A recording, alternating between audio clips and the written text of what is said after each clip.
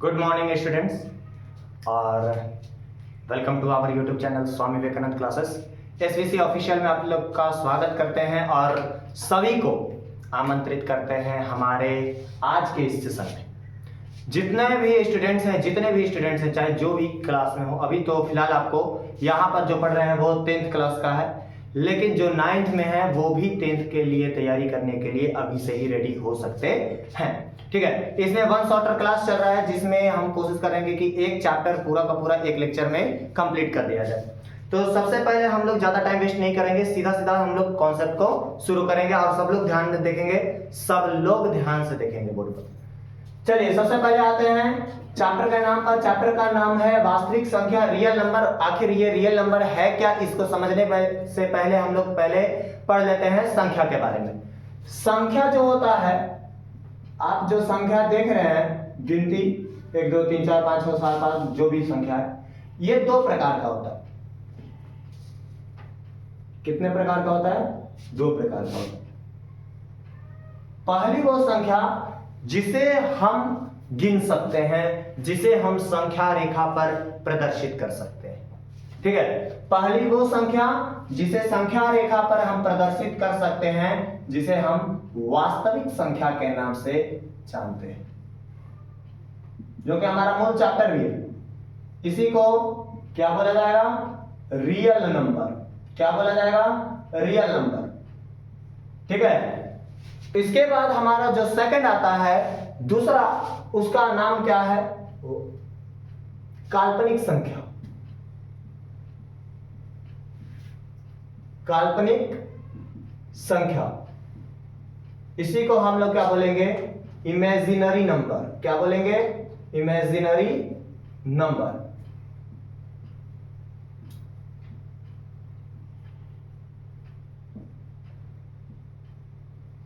ठीक है, real number, imaginary number. Real number वास्तविक संख्या किसको कहते हैं? जरा ध्यान से देखिएगा, वास्तविक संख्या किसको कहते हैं? ऐसी संख्या जिसे हम संख्या रेखा पर प्रदर्शित कर सकते हैं।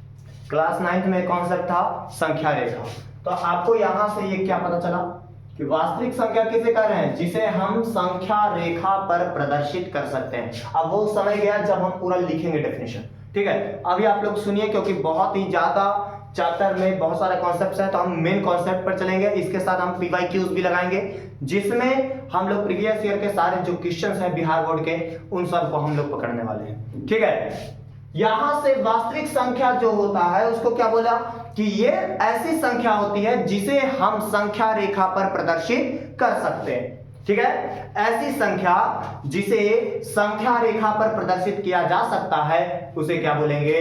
उसे क्या बोलेंगे? वास्तविक संख्या बोलेंगे। जैसे कि संख्या रेखा क्या है जी? संख्या रेखा क्या है? तो याद करिए कि क्लास 9th में आप लोग क्या करते थे? एक लाइन ऐसे ड्रॉ करते थे, 8 में भी किए होंगे, लाइन ऐसे ड्रॉ करते थे। इसके बाद अगर आपको कोई संख्या है तो यहां पर है तो यहां पर 0 ले लिए, यहां पर 1 ले लिए, यहां पर 2 ले लिए और 2 को ऐसे कर लिए, इस प्रकार से। ठीक है, बटा वटा में लिखना होता है तो इसी प्रकार से हम लोग आगे बढ़ते हैं, लिखते हैं। लेकिन संख्या रेखा पर प्रदर्शित कर दिए, चाहे वो रूट वाला हो या बिना रूट वाला हो। 9th क्लास में एक पूरा था कॉन्सेप्ट जिसमें आपको परिमेय संख्या को तो संख्या रेखा पर लिखना ही था, साथ में अपरिमेय संख्याओं को भी संख्या रेखा पर लिखने के लिए आपको सिखाया गया। 10th क्लास में आए तो वास्तविक संख्या में समझ गए कि भाई ये जो है संख्या रेखा पर प्रदर्शित कर सकते हैं वो वास्तविक संख्या, और जिसे संख्या रेखा पर प्रदर्शित नहीं कर सकते उसे क्या बोलेंगे? काल्पनिक संख्या। यहां तक बात क्लियर है? तो चलिए शुरू करते हैं इस चीज को कि आखिर वास्तविक संख्या कितने प्रकार की होती है। तो वास्तविक संख्या में हम लोग मूल रूप से 2 चीजों के बारे में पढ़ते हैं जो हमको इस चैप्टर में पढ़ना है। पहला परिमेय संख्या। पहला कौन सी संख्या? परिमेय संख्या। इसी को क्या बोलते हैं? Rational number. क्या बोलते हैं? Rational number. अगर हमारी बोलने की रफ्तार अगर ज्यादा तेज लगती है तो उस समय पर आप लोग को मैनेज करना पड़ेगा, क्योंकि थोड़ा सा जैसे कि हम अगर मैथमेटिक्स पढ़ रहे हैं और अगर आप आगे के क्लास में चल रहे हैं, अगर आप 10th का तैयारी कर रहे हैं, बोर्ड का प्रिपरेशन कर रहे हैं, तो अपना माइंडसेट को थोड़ा सा इंक्रीज करना पड़ेगा। ठीक है, कृपया सब लोग जो भी हैं, जो देख रहे हैं, ठीक है, उन लोगों से आग्रह है, वैसे तो निवेदन कर रहे हैं कि बोर्ड पर ध्यान रखिएगा, क्योंकि बोर्ड पर से अगर आपको समझना है, कॉपी पर से समझना नहीं है ज्यादा, आपको बोर्ड पर ध्यान में रखना होगा। दूसरा होगा आपका कौन सी संख्या? अपरिमेय संख्या। अपरिमेय संख्या, अपरिमेय संख्या किसको बोलते हैं? तो इरेशनल नंबर। यही आपका क्या हो गया? Irrational number. अब यहां से समझिए, परिमेय संख्या किसे कहेंगे? जिसे हम p बटा q के रूप में लिख सकते हैं। 9th में आपने डेफिनेशन पूरा का पूरा लिखा है कि सम संख्या किसे कहते हैं, आपको विषम संख्या किसे कहते हैं, परिमेय संख्या किसे कहते हैं, अपरिमेय संख्या किसे कहते हैं, सब कुछ पढ़े। लेकिन 10th में आने के बाद हम डेफिनेशन नहीं लिख रहे होंगे, 10th में आने के बाद हम सीधा सीधा कॉन्सेप्ट पर खेल रहे होंगे। तो यहाँ पर हमको कहा कि परिमेय संख्या जिसे हम p बटा q के रूप में लिख सकते हैं, p बटा q के रूप में लिखने की प्रक्रिया है, तो वो कौन सी संख्या है? परिमेय संख्या है। वो कौन सी संख्या है? परिमेय संख्या है। और अपरिमेय संख्या किसे कहेंगे? जिसे हम p बटा q के रूप में नहीं लिख सकते हैं। तो कौन कौन हो जाएगा? जरा देखिए इस चीज को।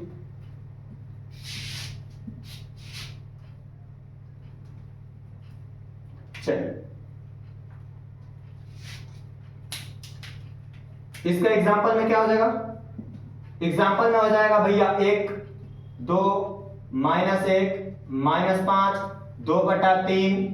ठीक है, अगर भैया पावर पॉइंट में आ गया, ठीक है, बार लग गया, तो वो सब क्या है? परिमेय संख्या है। एक और चीज, रूट में रहेगा, अब अगर रूट से उसको बाहर निकाला जा सकता है तो भी क्या है? वो परिमेय संख्या है। क्या बोला? संख्या रहेगा प्लस का, माइनस का, बटा सटा रहेगा, पॉइंट रहेगा, पॉइंट के ऊपर बार रहेगा, या रूट रहेगा। तो रूट रहेगा उसको बोलेंगे जिसको हम रूट से बाहर निकाल सकते हैं। अगर रूट से बाहर निकाल सकते हैं तो वो क्या हो जाएगा? परिमेय संख्या हो जाएगा। क्या हो जाएगा? परिमेय संख्या हो जाएगा। दूसरा है आपका अपरिमेय संख्या। इसका एग्जांपल क्या हो जाएगा? भैया रूट में तो रहेगा परंतु उसे हम बाहर नहीं निकाल सकते, जैसे कि √2, √3, √5।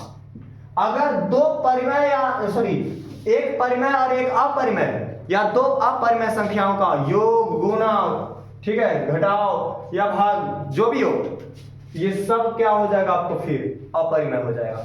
हम लोग एक एक चीज को समझेंगे। अब यहां से ये तो हो गया आपको रूट वाला। अगर आपको कोई पैटर्न आपको नजर आता है, जैसे कि 0.1357 इंफिनिटी तक जा रहा है, इसका कोई अंत नहीं है, कोई पैटर्न नहीं मिल रहा है, तो बोलेंगे कि ये कौन सी संख्या है? अपरिमेय संख्या है। क्यों? क्योंकि इसका कोई वैल्यू नहीं। ठीक है, अब एक चीज है, एक और अपरिमेय संख्या में ऑब्जेक्टिव में पूछ देता है कि भैया पाई एक है। पाई क्या है? तो एक याद रखेंगे, पाई एक अपरिमेय संख्या है। पाई क्या है? अपरिमेय संख्या है। लेकिन खास बात क्या है कि पाई का जो मान आप बोलते हैं 22/7, 22/7 क्या है? परिमेय संख्या, क्योंकि पाई का मान तो इंफिनिटी तक जाएगा।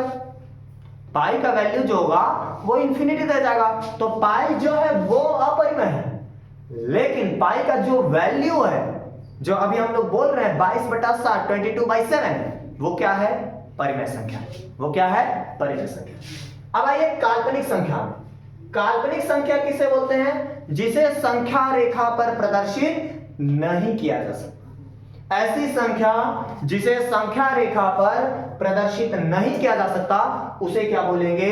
काल्पनिक संख्या बोलेंगे। संख्या रेखा पर प्रदर्शित किसको नहीं कर सकते भैया?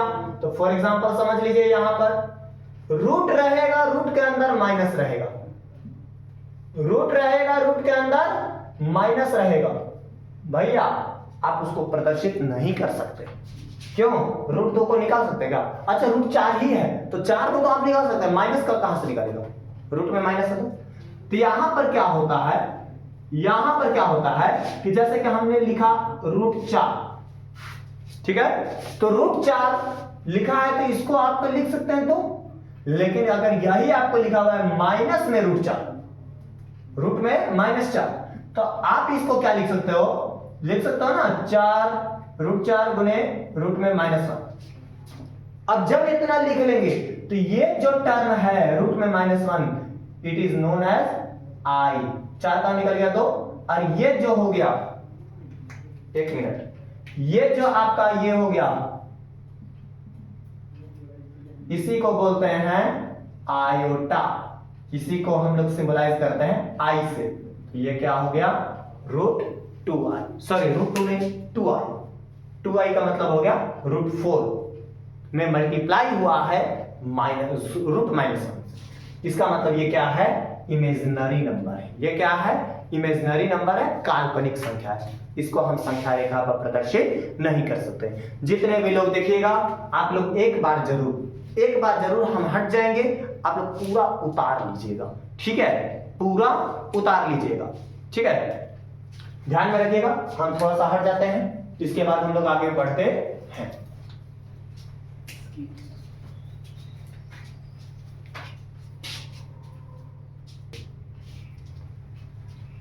चलिए आगे का कॉन्सेप्ट बस शुरू होता है। अब हमारा यहां से मूल कॉन्सेप्ट शुरू होगा। देखिए आप सभी अभी एग्जाम की तैयारी कर रहे हैं तो केवल एग्जाम के पर्पस पर ध्यान देंगे, अब ज्यादा समय उसमें नहीं लगाएंगे, ठीक है, एक चीज में ज्यादा देर नहीं लगाएंगे। अब हमको ऑब्जेक्टिव भी बनाना है, सब्जेक्टिव भी बनाना है, दोनों तरीका बताएंगे, एक बार लॉन्ग मेथड, एक बार शॉर्ट मेथड, और आप लोग को भी अपना आंसर कमेंट सेक्शन में जरूर बताना है। चलिए सबसे पहले आज का जो पहला प्रमेय है उसका नाम है यूक्लिड विभाजन प्रमेयिका। यूक्लिड विभाजन प्रमेयिका, ठीक है।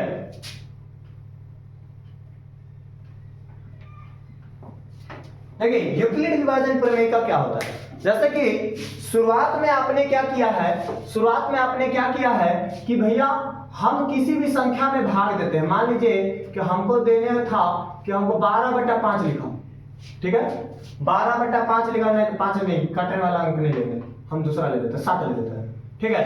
तो 7 से लिए, तो 7 से 12 में जब भाग दिए तो 7 एकम 7 हो गया, बचा कितना 5, बचा कितना 5। तो आप ये देखिए कि यहां पर टर्मिनोलॉजी इतना चीज आ गया। अब आप लिखते थे बचपन में, याद करिएगा, जांच ऐसे लिखते थे, और लिखते थे क्या कि भाज्य बराबर भाजक गुने भागफल प्लस शेष। याद करिए बचपन में लिखा जाता था, और जब आप लिखते थे तो भाजक कितना है 7, भागफल कितना आया जी 1, और प्लस में रिमाइंडर शेष कितना बचा 5, 7 एकम 7, 7 + 5 कितना हो गया 12, भाज्य कितना आ गया 12। क्या ये वाला कॉन्सेप्ट आपको आज सिखाया गया? बहुत पहले सीखे हैं, जो भी चीज सीखे हैं वो बहुत पहले सीखे हैं, ठीक है। अब जो बहुत पहले सीखे हैं ये सब चीज, तो थोड़ा सा ध्यान में ये दे दिएगा कि यूक्लिड विभाजन प्रमेय यही है। देखो क्या बोलते हैं, बोलते ये हैं कि जिससे भाग दे रहे हैं वो क्या है आपका भाजक है। बोलो, जिससे भाग दे रहे हैं वो क्या है भाजक है। जिससे भाग दे रहे हैं उसे क्या बोलेंगे भाजक। जिसमें भाग दे रहे हैं वो क्या है भाज्य। जिसमें भाग दे रहे हैं वो क्या है भाज्य है। जितना भाग दिए, भाग देने के बाद जो आंसर आया वो क्या है हमारा भागफल। जो आंसर आया वो क्या है भागफल। अब अगर कोई बचा खुचा चीज है तो उसको क्या बोलते हैं शेष या शेषफल बोल लो, है ना। तो भाजक को ही हम लोग B से डिनोट करते हैं, भाज्य को A से डिनोट करते हैं, भागफल को Q से डिनोट करते हैं और शेषफल को R से डिनोट करते हैं। तो बताइए भाज्य बराबर भाजक गुने भागफल प्लस शेष। तो भाज्य बराबर को किससे डिनोट किए A से। तो बोलिए क्या लिखाएगा A बराबर भाजक है, भाजक कितना है B, भाजक कितना है B, भागफल है Q, भागफल है Q, और रिमाइंडर शेषफल है r, तो प्लस में क्या हो गया r। बोलिए यही तो है यूक्लिड विभाजन प्रमेय।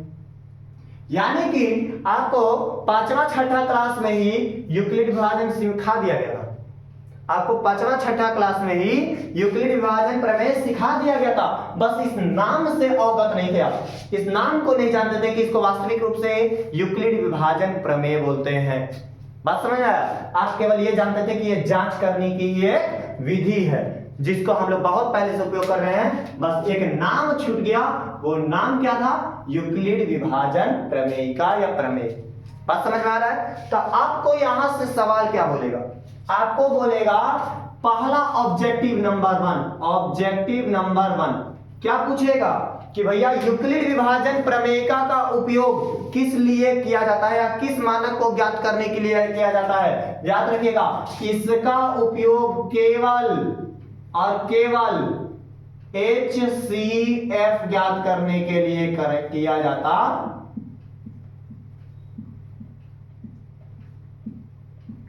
ठीक है। किसको ज्ञात करने में किया जाता है? केवल HCF को ज्ञात करने में यूक्लिड विभाजन प्रमेय का उपयोग किया जाता है। तो यहां से ऑब्जेक्टिव पूछ लेगा। ऑब्जेक्टिव अगर आपसे पूछता है कि यूक्लिड विभाजन प्रमेय का उपयोग किस लिए किया जाता है, तो HCF ज्ञात करने के लिए किया जाता है। बात समझ में आया? यहां से याद रखिएगा HCF का मतलब क्या हो गया। अब ये बताने की चीज नहीं है, नहीं तो नजर लग जाएगा। देखो H का मतलब होता है हाईएस्ट, H का मतलब होता है हाईएस्ट, और C4 होता है कॉमन, हाईएस्ट कॉमन, और F4 क्या होता है? फैक्टर, महत्तम समापवर्तक, है ना। तो आप इसको ऐसे बना सकते हैं। इतना तक अगर आपको समझ में आ गया कि हमको HCF निकालना है, HCF निकालने के लिए आपको शॉर्ट में भी देगा और लॉन्ग में भी देगा, मतलब 2 नंबर में भी देगा और ऑब्जेक्टिव में भी दे सकता है। तो आपको ध्यान में रखना है कि हम ऑब्जेक्टिव में जब इसका यूज करेंगे तो बहुत फास्ट मेथड का यूज कर रहे होंगे, और सब्जेक्टिव में जब यूज कर रहे होंगे तो थोड़ा सा हमको प्रोसेस पर ध्यान रखना होगा। ठीक है, आप लोग इतना चीज नोट कीजिए, इसके बाद हम इसका प्रोसेस पर शुरू करते हैं। चलिए अब आते हैं, हमको यहां से सब्जेक्टिव के लिए हम शुरू करते हैं। यहां से हम जो बताएंगे अभी वो सब्जेक्टिव में काम आएगा। किसमें काम आएगा? सब्जेक्टिव में। तो जो चीज अभी बताएंगे उसको बहुत ध्यान से देखिएगा, एग्जाम में बिल्कुल पॉइंट वाइज लिखिएगा, नहीं तो नंबर भी आपको ऐसा नहीं है कि नंबर काटेगा, बल्कि हम ये बोल रहे हैं कि जब हम प्रोसेस से चलते हैं तो हमारा नंबर बढ़ने का चांस क्या होता है? ज्यादा होता है, कटने का चांस कम हो जाता है। ठीक है, रूल इज रूल, आपको रूल तो फॉलो करना पड़ेगा। और मैं बाकी की तरह हम काम नहीं करेंगे, हमको काम रहता है डेडिकेशन के साथ। तो आपको पढ़ना होगा तो आपको फुल्ली डेडिकेटेड होना होगा। ये नहीं कि YouTube पर है तो हम हंसी मजाक देखेंगे, वो चीज हमसे थोड़ा सा दूर है। हम थोड़ा सा डेडिकेशन, अगर क्लास में भी है तो आपको डेडिकेटेड रहना होगा। ठीक है, आपका फोकस बोर्ड पर होना चाहिए, कॉन्सेप्ट को समझने में होना चाहिए, इधर उधर ध्यान भटकेगा आपका हो जाएगा लॉस। चलिए शुरू करते हैं। आपको यहां से सवाल क्या बोलेगा वो जरा देख लीजिए। सवाल बोलेगा कि यूक्लिड विभाजन प्रमेय का उपयोग करके, यूक्लिड विभाजन प्रमेय का उपयोग करके, प्रमेय का उपयोग करके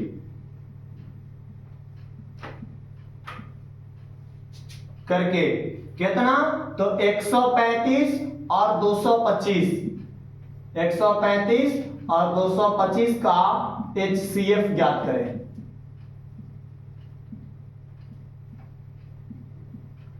अब देखिए बनाने के लिए हम लोग कैसे कैसे बना सकते हैं, थोड़ा सा यहां से ध्यान देगा। यहां पर हमको A = BQ + R यहां तक तो दे दिया, हमको ये प्रश्न दे दिया है। अब प्रश्न दे दिया है तो आपको क्या करना है? पहला एरो लगा लेना है। एरो लगाने के बाद हम क्या लिखेंगे? माना कि, क्या लिखेंगे? माना कि जो बड़ा वाला अंक है, जो बड़ा वाला अंक है उसे हम A मानते हैं, जो बड़ा वाला अंक है उसे हम A मानते हैं, और जो छोटा वाला अंक है उसे हम B मानते हैं। जो छोटा वाला अंक है उसे हम B मानते हैं। तो माना कि A = कितना? A = कितना? 225 मतलब 225, और बी कितना है 135, बी कितना है 135। हम यहां पर लिख रहे हैं, हो सकता है कि नीचे अगर जगह का प्रॉब्लम होगा तो हम इधर आ जाएंगे, लेकिन आपको अपने पेज पर ध्यान रखना है कि नीचे बाय नीचे ही लिखते चलना है, ठीक है। अब यहां से क्या करेंगे, अब यहां से क्या करेंगे, ए लिख लिए, बी लिख लिए, ए लिख लिए, बी लिख लिए, ए लिख लिए, बी लिख लिए, तो अब लिखेंगे यूक्लिड विभाजन प्रमेय से, ठीक है। क्या लिखेंगे, यूक्लिड विभाजन प्रमेय से। क्या फॉर्मूला है जी, तो फॉर्मूला हम जानते हैं ए बराबर बी क्यू प्लस आर। क्या है, ए बराबर बी क्यू प्लस आर। अब ए का मान बताइए कितना है 225, कितना है 225। और बी का मान कितना है, देखिए ए पहले आप बोला तो ए का मान 225 रख दिए, ए का मान 225 रख दिए। आप इसको नीचे बनाइएगा तो ए का मान 225, ठीक है, बराबर, तो बराबर बी का मान कितना है 135, बी का मान कितना है 135। अब क्यू कहां है, क्यू मालूम नहीं है, तो 135 से 225 में भाग दीजिए। तो आप अगर देखिए मैथ के स्टूडेंट है ना तो थोड़ा सा दिमाग फास्ट रखिएगा। 135 एक बार में लगाएंगे 135 और 100 ऐड करेंगे तो 235, 235 से 10 कम है तो हम यहां पर लिखेंगे एक बार में और प्लस में 100 ऐड करेंगे तो 235 हो गया, उससे 10 कम, तो यानी कि 100 से 10 कम 90, ठीक है। हम कर रहे हैं, आपको प्रैक्टिस करना पड़ेगा। 135 से एक बार में गुना किए, थोड़ा सा देखिएगा हम कैसे कर रहे हैं। 135 से एक बार में गुना किए, इतना तो जान रहे हैं कि 270 हो जाता, 2 से गुना कर दे तो, और 270 इससे ज्यादा है तो हम 2 से नहीं लगाएंगे। तो हमको क्या बोला कि एक बार में लगाएं 135, तो 225 में से 135 नहीं घटाएंगे। हम क्या किए कि 135 में 100 जोड़े, 100 जोड़े तो कितना हो गया, ये 235 हो गया। अब 235 से ये कितना कम है, 10 कम है, तो 100 में भी ये कितना कम होगा, रिमाइंडर 10 कम होगा, 10 कम कर दिए। अब जब b के जगह पर 135 है ना, इसको लाकर अब क्या रख दो, a के जगह पर रख दो। कहां रख दो, a के जगह पर 135 रख दिए। अब बताइए 90 यहां है तो 90 यहां पर आ गया b के जगह पर, 90 कहां आ गया b के जगह पर। अब b के जगह पर आ गया तो 90 एक बार में लगाएंगे तो 90 एकम 90, अब 45 जोड़ेंगे तो कितना हो गया 135। अब 90 को लाइए यहां, और ये सिलसिला कब तक चलेगा, जब तक r बराबर 0 नहीं आ जाता। 45 को लेते आएंगे यहां, 45 दूना 90, r बराबर क्या आ गया 0, r बराबर क्या आ गया 0। और जैसे ही r बराबर 0 आया तो आप लिखेगा इसलिए HCF। कई लोग डायरेक्ट बराबर लिख देते हैं, नहीं, हम किन किन संख्याओं का निकाले वो देखिए, 135 और 225, तो यहां लिखेंगे 135, 225 बराबर कितना, तो जो b का वैल्यू होता है, जो b का वैल्यू होता है वही हमारा क्या हो जाता है, HCF हो जाता है। जो b का वैल्यू होता है वही हमारा क्या हो जाता है, HCF हो जाता है। बात समझ आ रहा है। अब इसको अगर लॉन्ग टर्म में बचपन से जैसे बनाते थे वैसे ही बनाते हैं, तो देखिए इसको यहां पर आपका आंसर हो गया कंप्लीट, यहां पर आपका आंसर हो गया कंप्लीट। लेकिन आपके मन में होगा कि एक सेकंड मेथड भी देख लीजिए, सेकंड मेथड भी देख लीजिए। तो आप क्या करिएगा, आप क्या करिएगा, यहां पर आपको 135 यानी कि छोटा वाला से बड़ा वाले में आप क्या देते हैं, भाग देते हैं, भाग देते हैं। एक बार में भाग दिए भैया 135, घटा दिए कितना बचा 90, फिर यहां से इसको लेते हैं 135, तो यहां पर कितना हो गया, एक बार में 90 बचा कितना 45, 45 से चले कितना बार में 90, 45 गुना 90 कट गया, तो यहां पर लिखेंगे इसलिए HCF ऑफ कितना 135, 225 बराबर कितना 45। भैया चाहे तुम इस मेथड से बनाओ या उस मेथड से बनाओ, आंसर आपका क्या आने वाला है, सेम आने वाला है। क्या आने वाला है, सेम आने वाला है। इस मेथड से बनाए या इस मेथड से बनाए, दोनों में आंसर हमारा क्या आएगा, सेम आएगा। जो लोग इस मेथड को समझ पा रहे हैं जो लोग इस मेथड को समझ पा रहे हैं उनको इस पर 10, 20, 50, 100 सवाल करके अपना, और जब तक उनको पूरी तरह से कॉन्सेप्ट क्लियर ना हो जाए तब तक सवाल करिए और करने के बाद आंसर लाइए। जब तक सवाल नहीं बनाइएगा मैथमेटिक्स बनने वाला नहीं है। तो मैथमेटिक्स बनाने के लिए सवाल पर एकदम चाहे जितना सवाल बना सकते हैं एकदम लगा दीजिए उसको चाहे, ठीक है। दूसरा कि जिनको ये वाला मेथड एकदम नहीं समझ में आ रहा है, अभी तक नहीं आया, इतना चीज समझने के बाद भी नहीं आया, तो आप इस मेथड पर जाइए। ये भी यूक्लिड विभाजन ही है और ये भी उतना लंबा टर्म में दिया है ना, आप ये भी बनाएंगे तो आपको उतना ही नंबर मिलेगा, नंबर कटने वाला नहीं है। लेकिन मैं बोलूंगा कि आप इस मेथड से जाइए, पास आया, आप इस मेथड से जाइए, आपका ज्यादा बेटर है। और ये भी मेथड जा सकते हैं, लेकिन इसका एक इशू है। इशू कहां है कि जब आपको बड़ा टर्म वाला नंबर दे देगा, जब आपको बड़ा टर्म का नंबर दे देगा तो कभी कभी ये चल जाता है बहुत लंबा। अब आपको मालूम है कि वहां का कॉपी जो होता है वह आपको छोटा साइज का आएगा, मतलब कैनवास जो होगा, जैसे कि आप ये बुक पकड़े हैं, ठीक है, इसमें आप लिखते हैं इस प्रकार से नीचे की ओर, लेकिन उसमें बुक ऐसे रहेगा लिखने का, तो आपको लिखना होगा ऐसे। जब ऐसे लिखेंगे तो इधर का कैनवास तो छोटा हो गया। अब एक पेज से अगर कंटेंट ज्यादा दूसरा पेज में जाता है तो आपको होता है थोड़ा सा इशू होगा, समस्या होगा। एक तो पेज खाएगा वो अलग, दूसरा समय की बर्बादी करेगा वो अलग, ठीक है। तो यहां से आपको ध्यान में रखना है कि अगर पेज भी शॉर्ट रहे और आपको वो तरीका भी ठीक रहे तो आप इससे जाइए, और अगर एकदम नहीं समझ आया तब आप इस पर जाइए, ठीक है। तो आप इसको बनाइएगा, प्रैक्टिस करिएगा। हम लोग अभी तुरंत आप लोग उतारिए, रुकते हैं। चलिए अब आते हैं यहां पर एमसीक्यू के लिए। उम्मीद है कि आप लोग उतार रहे होंगे और उतार कर सीख भी रहे होंगे, ठीक है। देखिए हमको मालूम है कि इसमें से देखने वाले YouTube पर जितने भी बच्चे हैं उसमें से मुश्किल से 1 या 2 बच्चे ही होंगे जो डेडिकेटेड होकर पूरा क्लास देखेंगे, नहीं तो बाकी सब जो होंगे स्किप कर करके देखेंगे। ये हम भी जानते हैं, नो डाउट, लेकिन जो एक बच्चा ही देखेगा उसको फायदा करेगा, बस उसके लिए मेहनत है, ठीक है। आइए तो एमसीक्यू के लिए अगर बात किया जाए कि एमसीक्यू में कैसे बनाएंगे, सवाल कैसा पूछेगा, तो अगर हम उसी सवाल को ले 135 225, अब इसका हमको क्या बोला है, इसका एचसीएफ ज्ञात करना है। एकदम लंबा चौड़ा लिखा कि भैया यूक्लिड विभाजन प्रमेय का उपयोग करके क्या करिए, 135 225 का क्या कीजिए, एचसीएफ ज्ञात कीजिए। भैया तुमने क्या किया, एकदम लग गए लंबा लिफाफा करने कि भैया हम लोग सीखे हैं ए बराबर बी क्यू प्लस आर किए, और हमने किया क्या, 225 बराबर कितना किया, तो भैया 135 गुने 1 प्लस 90। इसके बाद 135 बराबर कितना किया, 90 गुने 1 प्लस 45। अच्छा 90 है, 45 गुना के 90, वाह वाह वाह, कितना जल्दी आंसर आ गया। इसलिए एचसीएफ बराबर कितना आया, 45 आया।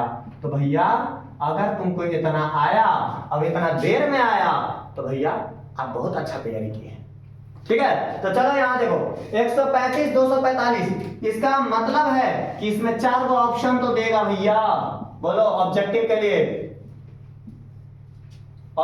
क्या देगा, 4 गो ऑप्शन देगा कि नहीं देगा, देगा। चलो हम मान ले लिए 15 45 20 36, कुछ भी ले लिए, एवरीथिंग, हमको इससे कोई मतलब नहीं है कि कितना है। लेकिन अब यहां से देखिए, अगर हमने ये ऑप्शन लिया है तो इस ऑप्शन की खास बात देखिए, ऑप्शन तो हम रैंडम लिए, इसमें से आपको एक ऑप्शन सही होगा, बाकी सब क्या होगा, गलत होगा।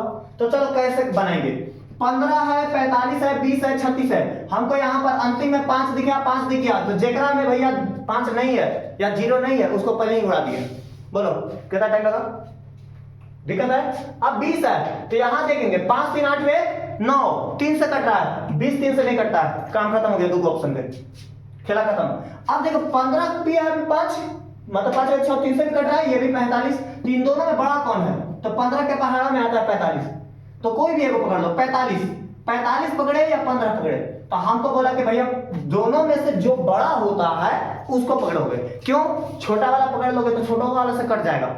देखो 15 9 35 से होता है ना, 15 15 ये 225 होता है कि नहीं होता है। लेकिन अगर तुम ये बना दिए तो भैया कटा जाएगा गलत, तीसरे से जो बड़ा होता है उसको पकड़ो। पहले 15 के टेबल में 45 आ रहा है, 45 को पकड़ लो, 45 को पकड़ेंगे तो 45 किया 135, 45 दिया 135, 45 बचे 225।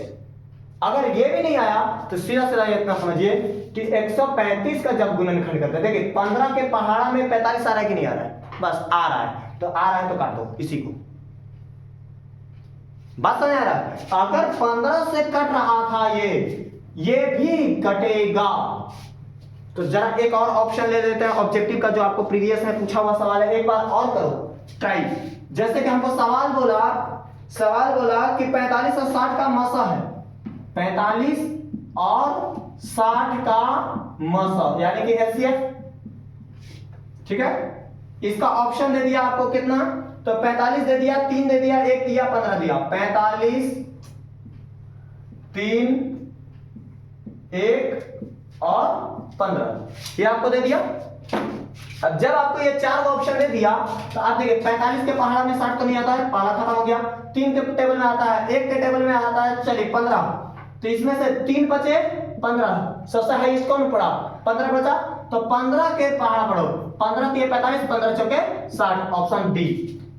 कोई ऑप्शन ही नहीं है क्योंकि हाईएस्ट कॉमन फैक्टर बोला। यहां पर 15 दिया 45, 45 के पहाड़ा पढ़े, क्यों, क्योंकि 15 के पढ़ते तो 15 से तो दोनों कट ही रहा है, लेकिन 15 से 45 भी तो कट रहा है, तो इसलिए 45 हो गया आंसर। इसलिए क्या हो गया, 45 हो गया आंसर। एक और ऑब्जेक्टिव लेते हैं, प्रीवियस ईयर का सारा क्वेश्चन अभी हम लोग पढ़ेंगे एक बाय एक, सब करते चलेंगे। हमको से आगे बोला भी है कि नहीं बोला है पता नहीं। चलिए एक और सवाल लेते हैं, जैसे कि हमको दे दिया है 365, तीसरा सवाल 365 दे दिया है और 12450 दे दिया है। अब इसका एचसीएफ बोला है, ठीक है। ऑप्शन ए आपको दे दिया 5, option B 12, option C 15, option D चलिए 24, कुछ भी नहीं, उससे कोई मतलब नहीं। अब देखिए अंतिम में 5 दिखा, अंतिम में 5 दिखा और 0 दिखा, तो इतना तो क्लियर है कि ये वाला खत्म हो गया और ये वाला खत्म हो गया, दो ऑप्शन अपने आप निगलेक्ट हो गया। अब आएगा आपको बचा कौन, 15 और 5, 15 और 5, 6 5 11 और 3 14, 3 से कटेगा नहीं कटेगा, 3 से 15 भी नहीं कटेगा। अरे देखो मतलब सॉरी 3 से 15 कट रहा है, लेकिन 365 3 से नहीं कट रहा है, तो यह कटा गया। ऑप्शन क्या हो गया, ए। ऑब्जेक्टिव में टाइम वेस्ट करना नहीं है, ऑब्जेक्टिव में हम यूक्लिड विभाजन में दिमाग लगाएंगे ही नहीं, 4 ऑप्शन देगा। अच्छा तुम्हारे मन में भी आएगा सवाल कि भैया अब क्या होगा जब ऑप्शन में सिमिलैरिटीज ज्यादा देखने को मिलेंगी, मतलब सब में हमको कोई काटने का ऑप्शन ऐसा नहीं मिलेगा, तो काटने का नहीं मिलेगा तो उसके लिए भी हम अभी तरीका बताते हैं।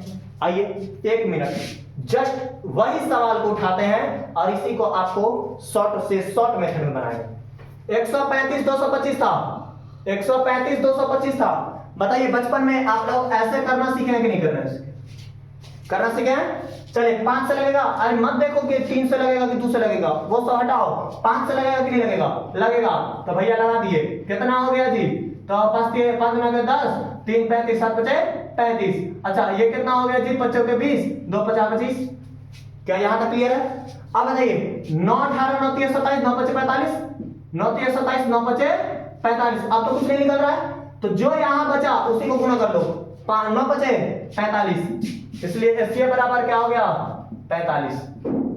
क्यों, यहां पर जो भी आया उसी का गुणा कर दो, क्या हो गया एचसीएफ, क्या हो गया एचसीएफ। चलिए ये वाला सवाल लेते हैं, 45 60, 45 60। चलिए 5 से लगेगा, 9 5 45, 12 5 60, 3 से ले लिए, कितना हो गया 3 3 11, 3 चौके 12, एचसीएफ कितना हो गया 5 3 आई 15। देखिए ऑप्शन में है कि नहीं आया कि नहीं आया। चलिए एक और लेते हैं, 365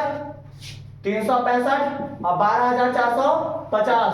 चलिए 5 से लगाए, लग गया 7 5 35, 1 15 5 3 15, ठीक है। 5 9 10, 2 24, 5 20, 4 45, 9 5 45 0, ठीक है। अब क्या लगेगा 9 4 13, 2 15, 7 3 10, नहीं निकल रहा है, ऑप्शन क्या बचा 5, मिल गया, रगड़ दिए। 4 ऑप्शन देगा आपको, यहां पर से 5 मिल गया, 15 आइए नहीं करेगा क्योंकि 3 है नहीं कॉमन, जब 3 नहीं है तो आपको बनाएंगे।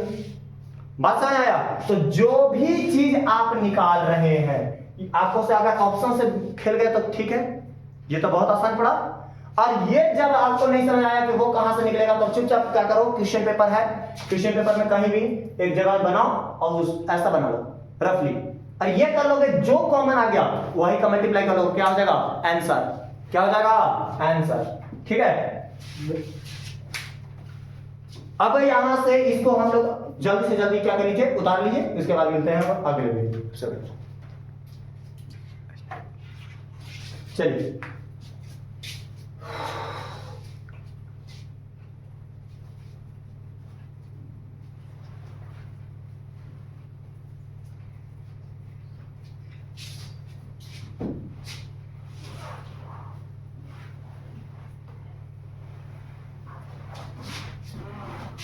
देखिए, यहां पर हम लोग इतना चीज तो आगे बढ़ गए। यूक्लिड विभाजन प्रमेय से आपको जो भी सवाल देगा, ऑब्जेक्टिव हो या सब्जेक्टिव हो, उससे आपको मैटर नहीं करता है, आप उसको क्या कर सकते हैं, बना सकते हैं। अब देखिए सवाल क्या बोल रहा है, सवाल बोल रहा है प्रीवियस ईयर का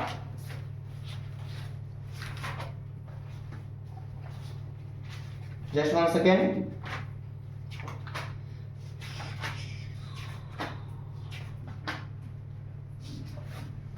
चलिए यूक्लिड विभाजन प्रमेय से जितना सवाल है उसको हम लोग पढ़ लेते हैं। सबसे पहला सवाल बोल रहा है कि यूक्लिड विभाजन प्रमेय का उपयोग किसके लिए किया जाता है, निम्न में से किसे परिकलित करने की तकनीक है। तो हमने बताया था पहले ही कि इसको उपयोग हम लोग HCF ज्ञात करने के लिए करते हैं। ठीक है, आगे बोलता है 45 का मसला, तो वो हम लोग निकाल चुके हैं। हाँ, यदि भाग एल्गोरिथम 1 बराबर BQ प्लस R है, आपको क्या दे दिया, A बराबर BQ प्लस R दे दिया है, जिसमें आपको बोल रहा है कि A बराबर कितना है, 72 है, A बराबर 72 है, B बराबर Q बराबर आपका कितना है, 8 है, Q बराबर कितना है, 8 है, और R बराबर कितना है, 0। तो B का मान पूछ रहा है, तो आपसे पूछ रहा है कि B का मान क्या होगा। ठीक है, option A 9, option B 8, option C 7, option D 4। आपको ये 4 ऑप्शन दिया। अब आपको यहाँ पर ये समझना है कि ये 4 ऑप्शन जब दिया तो आप कैसे इसका आंसर निकालेंगे। यहाँ देखिए A बराबर आपको कितना दे दिया, 72, और रिमाइंडर आपको जोड़ने के लिए कितना दे दिया, 0। मतलब 0 मतलब कुछ नहीं जोड़ना है, 0 का मतलब कुछ नहीं जोड़ना है। तो आप क्या कीजिए, 8 से 9 में भाग दीजिए, 8 से 9 में भाग दीजिए, कितना आया, 9, 9 है 72, ऑप्शन क्या हो गया, A, ऑप्शन क्या हो गया, A। चलिए अगला सवाल, अगला सवाल कहता है 5वां नंबर, क्या कहता है कि यदि भाग एल्गोरिथम में आपको B बराबर वैल्यू दे दिया है 43, R बराबर आपको दे दिया है, नहीं सॉरी, Q बराबर आपको दे दिया है 31, Q बराबर आपको दे दिया है 31, और R बराबर आपको दे दिया है 32, तो A का मान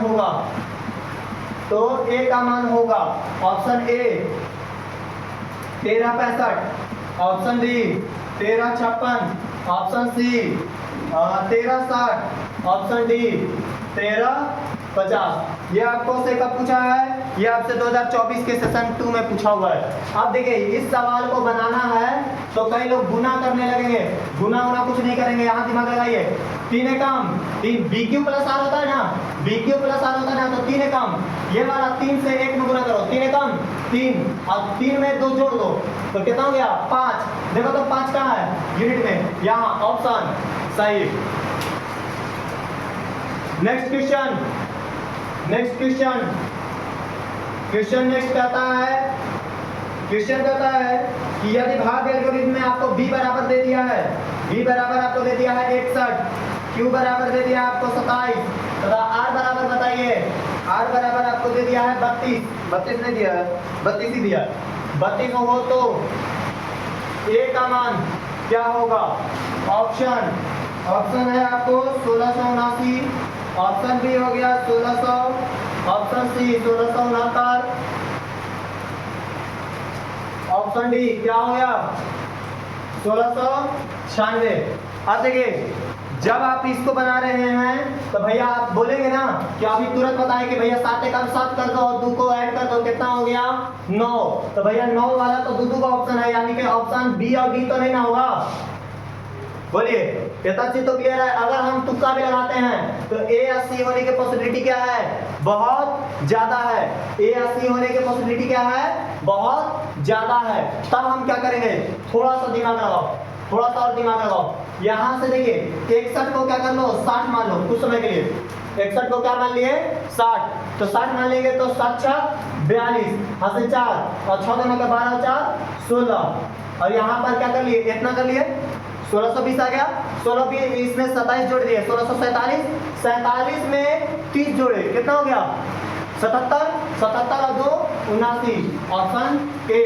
देखिए थोड़ा तो दिमाग लगाना पड़ेगा मैथमेटिक्स में, आपको ऐसा नहीं है कि सारा सवाल एक जैसा पैटर्न पर ही देगा, ऐसा कोई जरूरी नहीं है।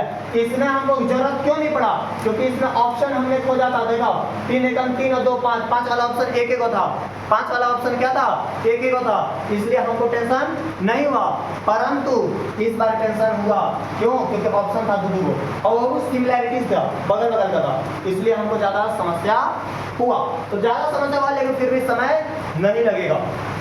आगे आइए नेक्स्ट क्वेश्चन, 7वां नंबर कहता है कि b बराबर आपको दे दिया, b बराबर दे दिया 4 है, q बराबर आपको दे दिया 5 है, r बराबर 1 है, तो a बराबर क्या होगा, option A 20, option B 21, option C 25, option D 31, बोलिए क्या होगा, तो हमने बोला BQ प्लस r, बच्चों के 20 हमें 21। चलिए आगे अगला सवाल कि आपको दे दिया है कि b बराबर 73, b बराबर क्या दे दिया 73, q बराबर क्या दे दिया 34 और r बराबर कितना दे दिया 23, तो आपसे पूछा है a का मान, आपसे पूछा है a का मान, ऑप्शन देख लीजिए, ऑप्शन बोला है a बराबर 2500, a बराबर 2500, b बराबर दे दिया 2505, c बराबर दे दिया है 3505 और d बराबर आपको दे दिया है 3510। अब आप देखिए थोड़ा सा ध्यान दीजिएगा, हमने बोला कि टेक्निक लगाओ, पहला से पहला में गुना करो, तो 3 चौके 12, 12 और 3 15, यानी कि 5 जिसमें नहीं है उसको क्या कर दिए खत्म, उसको क्या कर दिए खत्म। अब 5 वाला दूधू को बचा, तो आप देखिए इसको 73 को क्या कर लो 70 बना ले, 73 को क्या बना लिए 70, अगर 70 में इसको 40 तक भी ले जाएंगे, इसको 40 भी रख लेंगे, तो 7 28 हो गया, 7 28, यानी कि अगर ये 40 भी होता तो भी 2800 के आसपास होता, यहाँ पर है कितना 3500, यानी कि उससे कम है, तो ये तो बिल्कुल कट गया, बचा कौन आपका ऑप्शन 2505, कौन बचा आपका ऑप्शन 2505 आंसर। चलिए ये टॉपिक जो है आपका यूक्लिड विभाजन प्रमेय का ऑब्जेक्टिव और सब्जेक्टिव दोनों आपका क्या हुआ अभी कंप्लीट हुआ, इसी में हम लोग आगे बढ़ेंगे एचसीएफ और एलसीएम ज्ञात करने के लिए, जिसको आप लोग तुरंत के तुरंत इसको नोट करिए, नोट करने के बाद मिलते हैं। चलिए अब आपको यहाँ पर से शुरुआत करते हैं। शुरुआत ये है कि आपको अब सवाल जो बोलेगा कोई धन पूर्णांक के लिए सॉरी किसी पूर्णांक के लिए आपको बोलेगा कि सम पूर्णांक की पहचान कीजिए या विषम पूर्णांक की पहचान कीजिए। जैसे कि आपको एक सवाल यहाँ पर लिख दे रहे हैं और उससे एक ही कॉन्सेप्ट में आपको दोनों चीज समझा दे रहे हैं, आपको ऑब्जेक्टिव बन जाएगा, क्योंकि हमको मेन टारगेट ऑब्जेक्टिव बताना है कि ऑब्जेक्टिव सारा बन जाए, सब्जेक्टिव सारा बन जाए। ठीक है, सवाल ये है कि किसी पूर्णांक p के लिए, किसी पूर्णांक p के लिए लिखते जाइएगा, किसी पूर्णांक p के लिए क्या है प्रत्येक सम पूर्णांक का रूप है, प्रत्येक सम पूर्णांक का रूप है, सम पूर्णांक का रूप है, क्या हो जाएगा ऑप्शन ए 2p + 1, ऑप्शन बी क्या हो जाएगा p, option C p + 1, option D 2p। अब देखिए यहाँ पर अगर आप इतना चीज समझ रहे हैं कि अगर आपको से सम पूर्णांक बोलेगा, दिमाग ज्यादा नहीं लगाना है। देखिए कि जिसमें आपको 2 से गुना हो गया, 2 4 6 8 10, पहले तो 2 से गुना, 4 से गुना, 6 से गुना, 8 से गुना, जो भी हो सम संख्या से गुना होना चाहिए इस पूर्णांक में। पहले जो नहीं है उसको पहले ही काट दो, क्या बोले जो नहीं है उसको पहले ही काट दो, उसके बाद दिमाग लगाएंगे। अब अगर सम पूर्णांक बोला है, यहाँ देखो सम पूर्णांक बोला है तो प्लस में या तो सम संख्या जुटा हुआ रहेगा, प्लस में या सम संख्या जुटा हुआ रहेगा, या तो 0 रहेगा। लेकिन यहाँ देखो यहाँ पर क्या जुटा है 1 जुटा है, यानी कि ये 2p क्या हो गया सम संख्या हो गया, और सम संख्या में 1 जोड़ दिया क्या बन गया विषम, तो ये कट गया, ऑप्शन क्या बचा डी आंसर। अगर आपको उससे कोई और ऑप्शन का पूछता है, ऐसा बोलता है ऑप्शन ए 3 यहां पर दे दिया आपको 6p + 1, option B 6p + 2, 6p + 2, option C 6p + 5, option D 6p + 7। तो आपको देखिए सम पूर्णांक बोलेगा, देखो कहां दो जुटल है आंसर, जो आपका ऑड नंबर ऐड हुआ है वो सब क्या हो जाएगा, कटा जाएगा, सब क्या हो जाएगा, कटा जाएगा। ध्यान में रखिएगा यहाँ पर कि सम पूर्णांक विषम पूर्णांक जब पहचानना होगा, विषम पूर्णांक बोलेगा तो 3 गो सम पूर्णांक होगा, मतलब उसमें +1 3 5 7 9 कुछ ऐसा अगर ऐड मिलता है उसी वही आपका क्या हो जाएगा, आंसर हो जाएगा। लेकिन खास बात ध्यान में रखिएगा यहाँ पर p में गुना होना चाहिए कोई सम संख्या, क्या गुना होना चाहिए, सम संख्या। चलिए इसको इतना तक समझ गए। तो ये हमारा एक कॉन्सेप्ट बचा हुआ था, इसको हम लोगों ने क्या कर लिया, खत्म कर लिया। अब आते हैं हम लोग गुणनखंड विधि में। अब हम लोग आते हैं गुणनखंड विधि में। आप प्रीवियस ईयर उठाइएगा बुक, प्रीवियस ईयर का क्वेश्चन बैंक उठाइएगा, सारा क्वेश्चन आपसे बनने वाला है।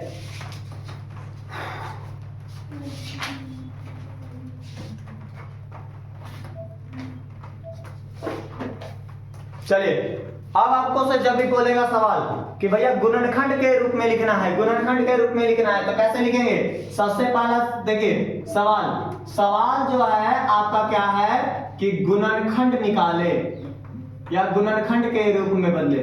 तो गुणनखंड कैसा होगा, अभाज्य गुणनखंड इसको बोलते हैं, क्या बोलते हैं, अभाज्य गुणनखंड। अभाज्य गुणनखंड का मतलब क्या हो गया, ऐसी संख्या जो केवल एक से कटे और स्वयं से कटे उसे क्या बोलते हैं, अभाज्य संख्या बोलते हैं। क्या बोलते हैं, अभाज्य संख्या बोलते हैं। तो अगर मान के चलिए आपको दे दिया है कि 576 का आप क्या करिए, अभाज्य गुणनखंड करिए या अभाज्य गुणनखंड के गुणनफलों के रूप में लिखिए। तो क्या करेंगे, सबसे पहले यहां पर 2 से कितना हो गया, तो 2 दूना का 4, 8 दूना का 16, 8 दूना का 16, ठीक है। 2 से कर दिए कितना हो गया 144, 2 से किए कितना हो गया 72, 2 से किए कितना हो गया 36, 2 से किए कितना हो गया 18, और आगे चलिए 2 से किए कितना हो गया 9, 3 से किए कितना हो गया 3, और 3 से किए कितना हो गया 1। इसलिए 576 बराबर हम क्या लिखेंगे, 2 गुने 2 गुने 2 गुने 2 गुने 2 गुने 2 2 4 तो 6, 2 2 4 5 है 6, 3 गुने 3, ठीक है। अब इसको गुना नहीं कर देना है, अगर ज्यादा दिमाग लगाया हुआ है तो आप इसको क्या कर लीजिए, 2 के पावर कितना हो गया 2 2 4 तो 6 है, तो पावर में 6 हो गया, और 3 के पावर कितना हो गया 2। बोलिए ऑब्जेक्टिव के लिए नहीं अभी बता रहे हैं, अभी हम यहाँ पर सब्जेक्टिव के लिए बता रहे हैं। ऑब्जेक्टिव पर हम लोग चलेंगे, ऑब्जेक्टिव पर हम लोग चलेंगे, खुद ब खुद चलेंगे, टेंशन फ्री रहिए, ठीक है। ये आपका क्या हुआ सब्जेक्टिव के लिए, ये क्या हो गया सब्जेक्टिव के लिए। आप इसको सब्जेक्टिव में बना सकते हैं, बट जैसे ही आपको ऑब्जेक्टिव में सवाल आएगा, जैसे ही आपको ऑब्जेक्टिव में सवाल आएगा, आपको यहां पर सवाल को समझना पड़ेगा। आपको यहां देखिए कहां गया जी, दिया है कि नहीं दिया है, गुणनखंड के गुणनफल के रूप में लिखना है। बाकी बाकी बाकी बाकी बाकी एससीएफ ही है, सवाल ही नहीं मिल रहा है।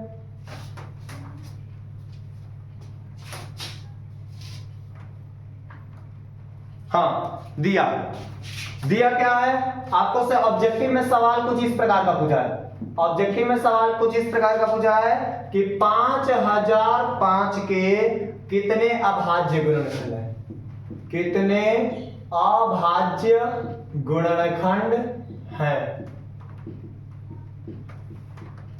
ठीक है। Option A 2, option B 4, option C 6, option D 7, ठीक है। अब आप देखिए क्या यहां पर कितने अभाज्य गुणनखंड बोला है, आपको कितने अभाज्य गुणनखंड बोला है, तो दिमाग लगाइए। 5005 है, इस 5 से कटेगा तो बिल्कुल कटेगा, 5 से कटेगा कितना 1001। अब आप देखिए तो 7 से लगाइए तो 7 से 7 एकम 7, 3 3 7 28, 2 21 17 21, ठीक है 143 है। 13 से लगाइए, 13 एकम 13, 13 एकम 13, अच्छा 11 से ही लगता, 11 से लगाएंगे 13 बार में, तो 11 से 13 बार में और 13 से कितना बार में, एक बार में, 1 2 3 4, क्या हो गया 4, ऑप्शन बी, क्या हो गया ऑप्शन बी। अब हम लोग यहां से शुरू जो करेंगे ऑब्जेक्टिव का सिलसिला, यहां से पूरा ऑब्जेक्टिव आपका प्रीवियस ईयर का हम करवाने जा रहे हैं।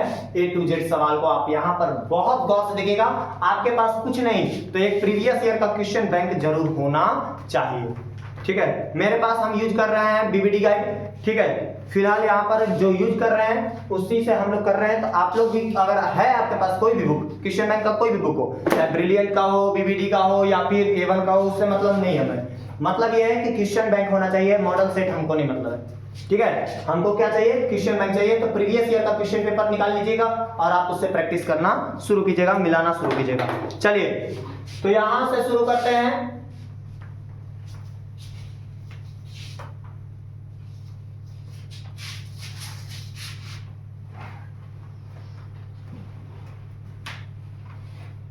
बोलने की रफ्तार थोड़ा सा तेज करेंगे क्योंकि ताकि आपको सवाल जो है बहुत जल्दी जल्दी कंप्लीट हो, क्योंकि बहुत सारा सवाल कंप्लीट करना है और वीडियो बहुत ज्यादा लंबा हो रहा है और होगा भी तो कोई दिक्कत हमको नहीं है। सबसे पहले आपको यहां से याद रखिएगा, देखिए कहता है कि वृत्ताकार पथ पर 3 धावक एक ही स्थान से दौड़ना प्रारंभ करते हैं। जब ऐसा कोई सवाल आएगा तो चुपचाप कुछ नहीं कर देना है, तीनों का एलसीएम निकाल दीजिएगा। एक ही स्थान पर मिलने के लिए अगर आपको बोलता है कि 3 धावक एक स्थान से दौड़ना शुरू करते हैं, तीनों की चाल अलग अलग है, तो बताइए कि कितने समय के बाद वो क्या होगा, एक जगह मिलेगा। तो जो चाल आपको दिया हुआ है उसी को क्या कर लीजिएगा, एलसीएम निकाल लीजिएगा। क्या निकाल लीजिएगा, एलसीएम निकाल लीजिएगा।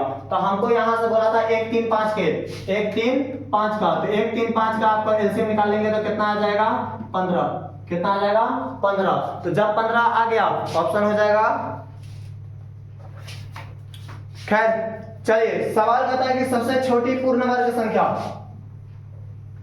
तो हम लोगों ने उधर 8 सवाल खत्म किया था, अब आते हैं 9वां सवाल पर। 9वां सवाल बोलता है कि सबसे छोटी पूर्ण वर्ग संख्या, क्या बोला, सबसे छोटी पूर्ण वर्ग संख्या, सबसे छोटी पूर्ण वर्ग संख्या, पूर्ण वर्ग संख्या, ठीक है, जो 16 20 और 24 प्रत्येक से विभाज्य हो, जो 16, 20, 24 से विभाज्य हो।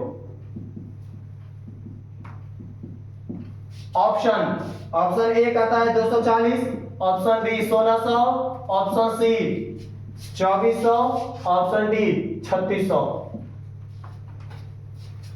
अब एक चीज है, अगर आपको यहाँ पर सवाल बोला है कि सबसे छोटी पूर्ण वर्ग संख्या जिसको 16 से भी काट सके, 20 से भी काट सके और 24 से भी काट सके, तो ध्यान दीजिएगा कि 24 तो भैया 2 4 6 मतलब 3 से कट रहा है, 3 से कट रहा है, तो जो 3 से नहीं कट रहा है उसको पहले हटाओ, हो गया। अब बचा क्या ऑप्शन, 3 ऑप्शन, तो अब कितना बचा, 3 ऑप्शन बचा। तो अब देखिए सबसे छोटी बोला है, सबसे छोटी पूर्ण वर्ग संख्या, तो 16 एकम 16, 8 80, 16 5 80 कट गया। क्यों, 2 के पहाड़ा में 24 से करता है, 24 यहाँ के 240 हो करेगा, 16 के पहाड़ा में आइए गया 240। आपका क्या हो गया आंसर, बात समझ आ रहा है। हम लोग चलना शुरू किए थे, इधर भी चल सकते थे, लेकिन हमने यहां से शुरू किया ऑप्शन ए से, हमको यहीं पर आंसर मिल गया। आगे अगला सवाल कहता है कि यदि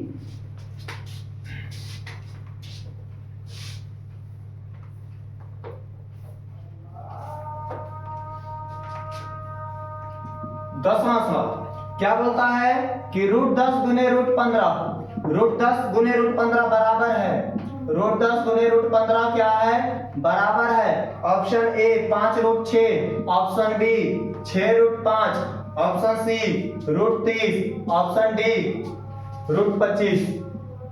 तो बताइए √10 √15, तो आप यहां से दिमाग लगाइएगा कि √10 और √15 को, √10 को हम लिख सकते हैं √2 गुने 5 और √15 को लिख सकते हैं, क्या लिख सकते हैं, 3 गुने 5, 5 और 5 जब गुना होगा तो निकलेगा, देखिए यहीं पर ना गुना हो जाएगा 3 गुने 5, और जब गुना होगा, जब ये दोनों गुना होगा तो गुना होगा तो √5 से √5 एक निकल जाएगा बाहर, तो बचेगा 5, 5 रूट कितना 6, ऑप्शन बी। आगे आपसे बोला क्या कि 64 के वर्गमूल, 11 नंबर सवाल, 64 के वर्गमूल को 64 के घनमूल से, 64 के घनमूल से भाग देने का मान होगा, भाग देने का मान होगा, क्या हो जाएगा? Option A 64, option B 2, option C 1/2, option D 64 के पावर 2/3। अब देखिए यहां पर है 64 का वर्गमूल, 64 का वर्गमूल कितना 8, 64 का वर्गमूल का मतलब कितना हो गया 8, और घनमूल का मतलब क्या हो गया 4 × 16 × 64 यानी कि 8/4 कितना हो गया 2, ऑप्शन। नेक्स्ट सवाल है आपको क्या बोला, नेक्स्ट सवाल आपको बोला 6x के पावर 4y तथा 12xy का HCF है, 12xy का HCF है। Option A 6x²y, option B 6x, option C 6y, option D 6xy।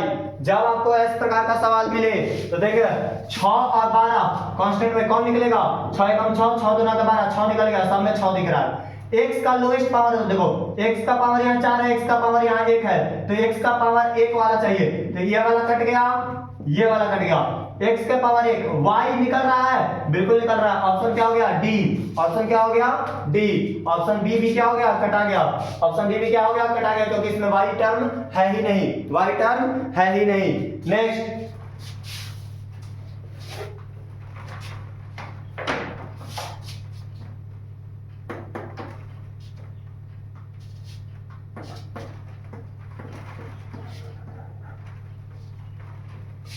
चलिए देखिए, डेडिकेशन के साथ लगे रहिएगा तो आपको भी मेहनत का रंग मिलेगा।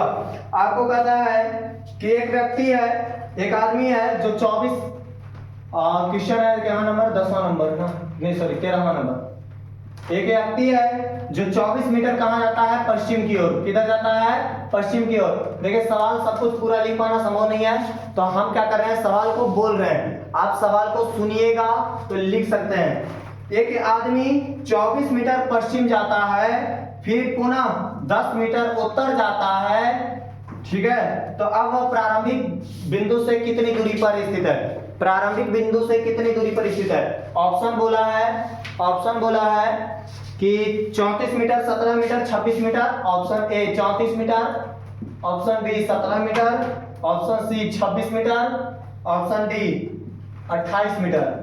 अब देखिए थोड़ा सा एक बात बताइए, पश्चिम दिशा की ओर किधर हो गया, इधर, तो यानी कि ऐसा आएगा, और उत्तर मतलब ऊपर जाएगा, यानी कि ये कहीं ना कहीं 90 डिग्री का वाला एंगल बनेगा। तो ये आपको बोला 10 मीटर, ये आपको बोला 24 मीटर। तो भैया हाइपोटेनस निकाल रहे हैं, कर्ण निकाल रहे हैं, और जब कर्ण निकालते हैं तो क्या लगाते हैं, पाइथागोरस। पाइथागोरस का मतलब इन दोनों का स्क्वायर करके इनको जोड़ देना है। 24 के स्क्वायर कितना हो गया 576, 10 का स्क्वायर कितना हो गया 100 हो गया, तो 576 प्लस 100 कितना हो गया 676 हो गया। 676 का स्क्वायर रूट करेंगे कितना आ जाएगा 26 आ जाएगा, ऑप्शन नंबर सी। आगे अगला सवाल आपको बोलता है कि आपको क्या कहता है कि दो संख्याएं आपको दे दिया है a और 18। दो संख्याएं कौन कौन है, a और 18 का एलसीएम आपको दे दिया है। एलसीएम कितना दे दिया है आपका 36 दे दिया है। एलसीएम कितना दे दिया है 36 दे दिया है। एचसीएफ कितना दे दिया है 2 दे दिया है। एचसीएफ कितना दे दिया है, एक आपको 2 दे दिया है। तो आपको a बराबर पूछ रहा है कि a का मान क्या होगा। Option A 2, option B 3, option C 4, option D 1। जब आप इतना काम कर लिए कि भैया a और 18 का एलसीएम दे दिया, एचसीएफ दे दिया, तो आपको a का मान पूछा है। तो इसके लिए एक रूल याद रखिएगा कि भैया अगर आप कोई भी दो संख्या है, दो संख्या, मान लीजिए एक संख्या a है और एक संख्या आपका b है, तो अगर आप इन दोनों संख्याओं का गुना करते हैं और इनके एलसीएम और एचसीएफ का गुना करते हैं, तो वो दोनों क्या होंगे, आपस में बराबर होंगे। क्या बोल रहे हैं, बात समझ में आ रहा है, यहां ध्यान रखिएगा। A गुना B, मतलब दोनों संख्याओं को आप गुना कर लीजिए और उनके एलसीएम और एचसीएफ को क्या कर लीजिए, गुना कर लीजिए। जब इन दोनों को देखेंगे तो दोनों का वैल्यू क्या आएगा, सेम आएगा। तो जब भी आपको ऐसा सवाल आए जिसमें आपको एचसीएफ और एलसीएम दिया हुआ है, एचसीएफ और एलसीएम दिया हुआ है और कोई एक संख्या दिया हुआ है, तो दूसरा संख्या बोलेगा तो जो भी दिया हुआ है उसका अपना गुना कर लो। एलसीएम एचसीएफ दिया है तो 36 गुना 72, अच्छा 36 गुना 72 हो गया, 72 बटा में 18 करना है, तो उतना करने की जरूरत नहीं है। 36 है, गुने में 2 है, अब बटा में कितना हो गया 18, 18 गुना 36, 2 गुना के 4, option number C, option number C. Next,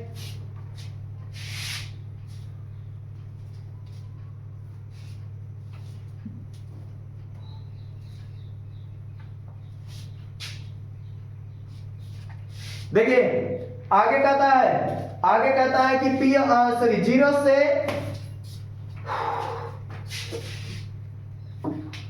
कहता है क्या हो गया जी 14वां 15वां लीजिए। यदि P तथा Q, यदि P तथा Q क्या है, दो अभाज्य संख्याएं हैं, क्या है, दो अभाज्य संख्याएं हैं, ठीक है, दो अभाज्य संख्याएं हैं, तो उनका एचसीएफ क्या होगा, तो उनका क्या होगा, एचसीएफ पूछ रहा है कि क्या होगा, एचसीएफ बोल रहा है। तो अभाज्य संख्याओं, यहां देखिए option A 2, option B 0, option C 1 या 2, ऑप्शन डी क्या हो जाएगा 1। तो ध्यान रखिएगा दो अभाज्य संख्याओं का एचसीएफ हमेशा क्या होता है, 1 होता है। कितना होता है, 1 होता है। कितना होगा, 1 होगा। इसमें इधर उधर का दिमाग लगाना ही नहीं है।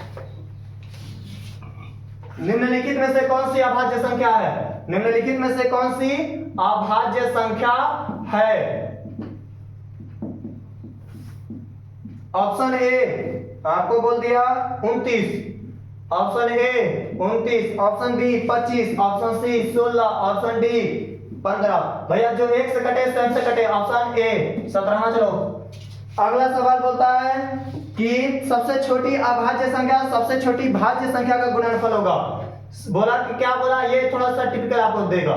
सबसे छोटी अभाज्य संख्या, सबसे छोटी अभाज्य संख्या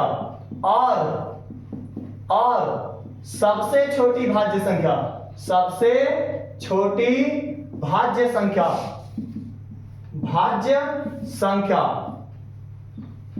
का गुणनफल क्या हो जाएगा, का गुणनफल। आपसे पूछा ऑप्शन ए, आपसे option A 10, option B 6, option C 8, option D 4। अब देखिए सबसे छोटी अभाज्य संख्या, सबसे छोटी अभाज्य संख्या क्या होगी, 2 होगी, और सबसे छोटी भाज्य संख्या कितनी होती है, 4 होती है। तो 4 दूना कितना हो गया 8, कि 4 दूना कितना हो गया 8। और हाँ क्या आंसर गलती दिया इसका, ठीक है, ध्यान रखिएगा। इसका आंसर जब हम तैयारी करवा रहे थे तो हमको याद आया कि ये वाला चीज जो है ऑप्शन में आपको आंसर गलत दिया है, तो ध्यान रखिएगा इस चीज को। आगे बोलता है कि m के लिए सम संख्या का रूप है, m के लिए कोई पूर्णांक m है, m के लिए सम संख्या का रूप बोल रहा है, सम संख्या का रूप बोल रहा है, ठीक है। सम संख्या का रूप क्या होगा, ऑप्शन ए m + 2 होगा, ऑप्शन बी 2m + 1 होगा, 2m + 1 होगा, ऑप्शन सी 2m हो जाएगा, ऑप्शन डी होगा 2m - 1। तो आप देखिए हमने पहले बोला कि जिसमें 2 से गुना नहीं है पहले उसको हटाओ, जिसमें 2 4 6 8 मतलब आपको सम संख्या से गुना नहीं है उसको हटा लो पहले, ठीक है। प्लस में ऐड है हटा लो, क्योंकि हमको से क्या पूछा है, सम संख्या का रूप बोला है। ऑप्शन क्या हो जाएगा सी, ऑप्शन क्या हो जाएगा सी। नेक्स्ट,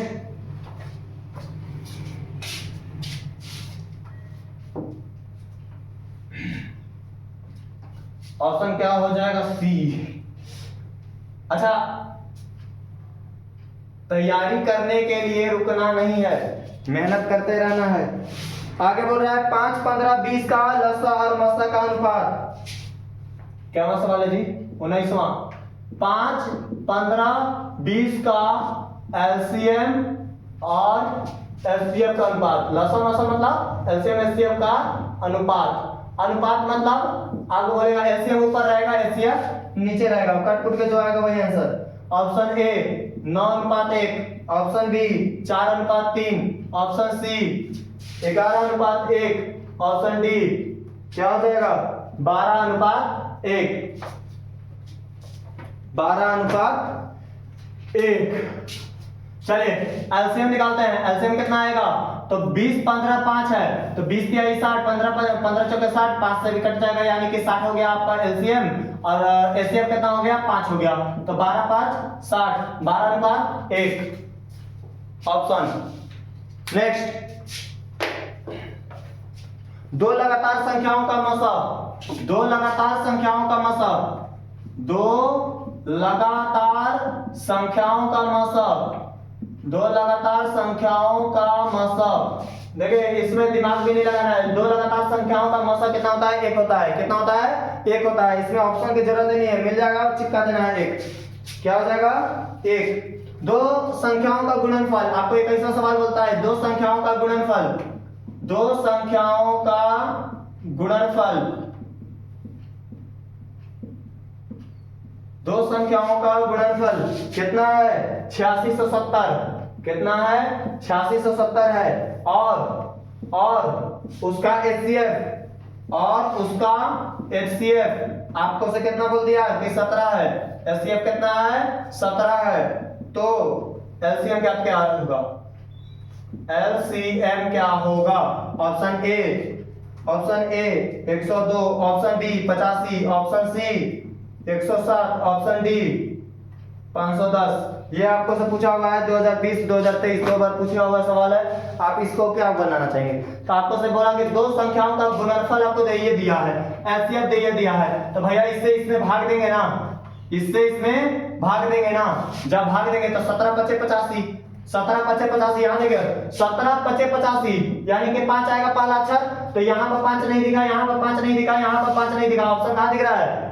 तो दिमाग लगाने की ज्यादा जरूरत नहीं है। हम पूरा भाग देंगे नहीं चलेंगे, हम सीधा सीधा ऑप्शन देखेंगे, ऑप्शन पर टिक लगाएंगे।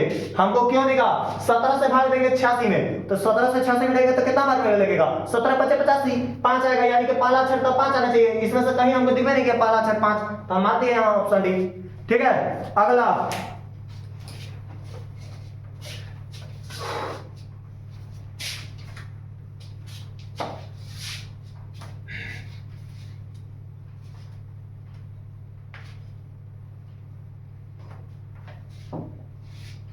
चलिए, अगला सवाल हमसे बोलता है कि यदि a और b अभाज्य संख्याएं हैं।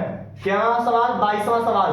यदि a और b, यदि a और b अभाज्य संख्याएं हैं। कौन सी संख्याएं हैं? अभाज्य संख्याएं हैं। ठीक है, तो a और b का लसा क्या होगा? a और b का लसा क्या होगा, मतलब एलसीएम क्या होगा? तो इसमें ध्यान रखिएगा, जब अभाज्य संख्याओं का एचसीएफ था तो हमको बोले 1 है, एचसीएफ बोलेगा तो 1 है, एलसीएम बोलेगा गुना कर दो, a गुने b, a गुने b, a गुने b देगा, या तो आपको ऑप्शन में क्या दे देगा? ए बी दे देगा। क्या दे देगा? ए बी दे देगा। ठीक है, नेक्स्ट सवाल, नेक्स्ट सवाल 23वां। यदि 65 और 117, 65 और 117 का एचसीएफ कितना है? एचसीएफ कितना है? तो 165 m माइनस 117 है, 65 m माइनस 117 के रूप में है। तो m का मान क्या होगा? m का मान क्या होगा? Option A 1, option B 2, option C 3, option D 4। अब देखिए एचसीएफ जो भी होगा, एचसीएफ जो भी होगा, ध्यान दीजिएगा, एचसीएफ कितना होगा? तो 65 और 117, 13 5 65, 13 9 117, 13 5 65, 13 9 117, यानी कि इसका एचसीएफ हम डायरेक्ट दिमाग में लगा लिए। दिमाग में लगाए तो कितना आ गया? 13 आ गया। कितना आ गया? 13 आ गया। और जब 13 हमारा एचसीएफ आएगा तो आप बताइए कि जब हमको यहाँ पर ये सवाल बोला है, जब हमको सवाल बोला कि इस रूप में है, तो इस रूप में कितना रखेंगे? तो 117 में 13 जोड़ेंगे तो 130 होगा। अब 130 65 से भाग लग जाएगा, यानी कि यहाँ पर अगर हम 2 से गुना करते हैं, अगर हम यहाँ, अगर ये नहीं समझ आया तो दूसरा सीधा दिमाग लगाओ। 65 m माइनस 117 आया, अब एचसीएफ निकाल के हम कितना लाए? 13 13 लाइन ना, तो 65 m बराबर क्या हो गया 117 माइनस में उधर जाएगा प्लस में 117 और 13 कितना हो गया 130, m बराबर कितना हो गया 130 बटा 65 कितना आ गया 2 आंसर। नेक्स्ट सवाल 24वां। नेक्स्ट सवाल 24वां सवाल आपसे बोलता है 24वां सवाल आपसे बोलता है कि सबसे छोटी भाज्य संख्या और सबसे छोटी अभाज्य संख्या का मसा कितना होगा।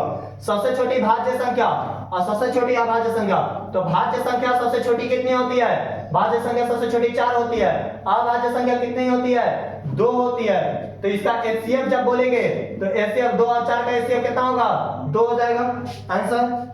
आगे कहता है 6, 8, 22 का एलसीएम और एचसीएफ का अनुपात बोल रहा है, तो कितना का आपको बोला कितना है जी 25वां सवाल 6, 8, 22 का एलसीएम एचसीएफ का अनुपात, एलसीएम एचसीएफ का अनुपात, एलसीएम एचसीएफ का अनुपात।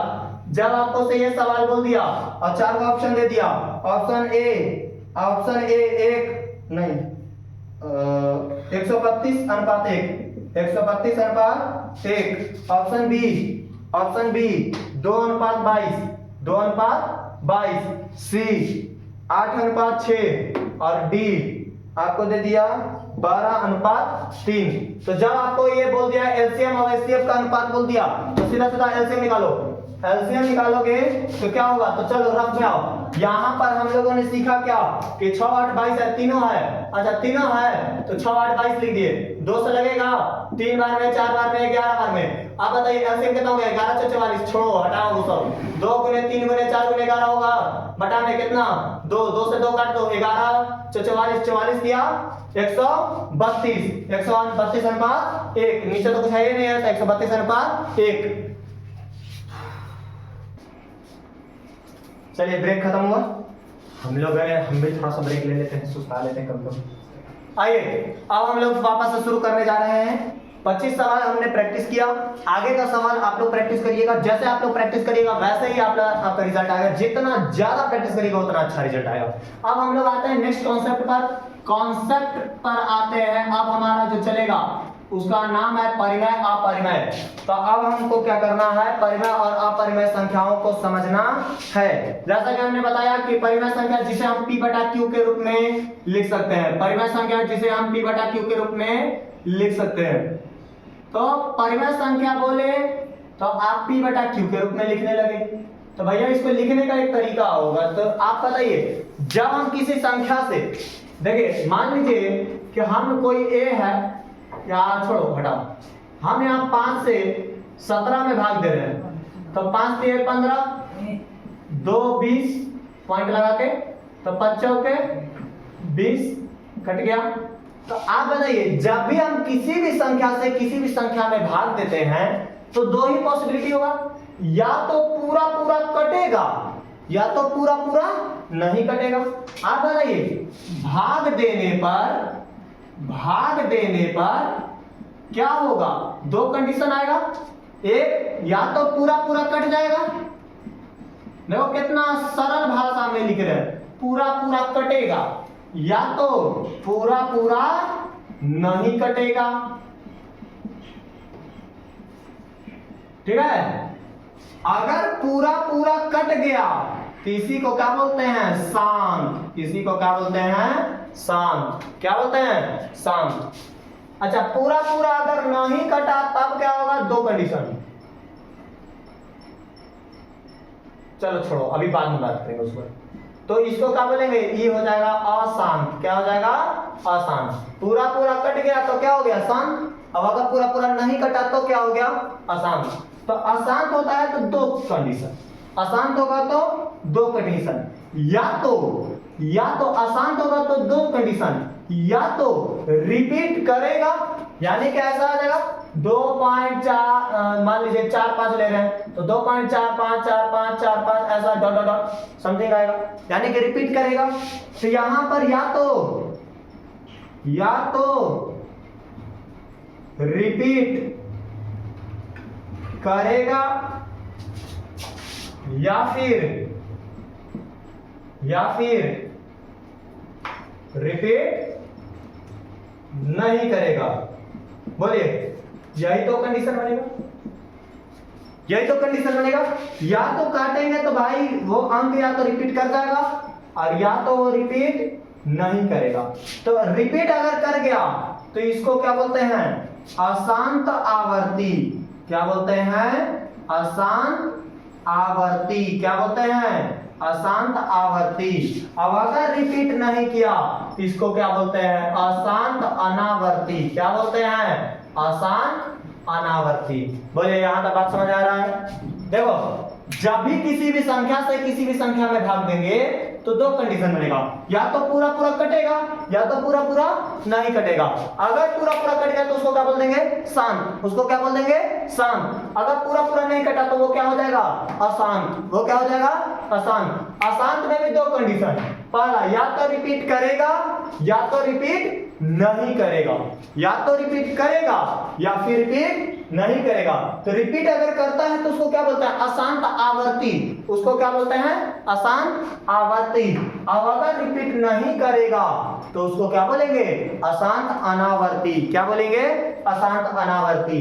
तो आपको क्या करना है कि ये वाला बात समझ में अगर आ गया है तो आपसे पूछेगा ऑब्जेक्टिव में कि बताइए कि 5/18 का दशमलव प्रसार क्या होगा। 5/18 का दशमलव प्रसार क्या होगा। ऑप्शन ए शांत, अशांत, समथिंग भी दोनों या इनमें से कोई नहीं। तो आपको यहाँ पर ध्यान रखना, 18 देखो पूरा पूरा कब कटेगा, पूरा पूरा तब कटेगा जब हर का गुणनखंड में केवल 2 के पावर n गुना 5 के पावर n हो। पावर कुछ हो रहा है हमको उससे मतलब नहीं है, 0 1 2 3 4 5 6 7 8 कुछ भी रह सकता है। आपको बस इतना ध्यान रखना है कि 2 और 5 आए, बस केवल 2, केवल 5 या 2 और 5। अगर 2 और 5 के अलावा कोई और अंक आता है अशांत, 2 और 5 के अलावा कोई और अंक आता है तो क्या हो जाएगा, अशांत। ठीक है, फॉर एग्जांपल जैसे नंबर 18 है तो 18 को हम लिख सकते हैं ना 2 गुने 3 गुने 3। भैया हमको 3 आ गया, बोल दिए कौन चीज, अशांत। क्या बोल दिए, अशांत। तो भैया अशांत है तो देखो 18 से 5 को काट के देख लो, 18 एकम सॉरी 0.1। यहां पर कितना लग गया, 18 छठे 18 दुना के 36 बचा 14, पॉइंट लगा दिए तो 18 सते 126 आ गया।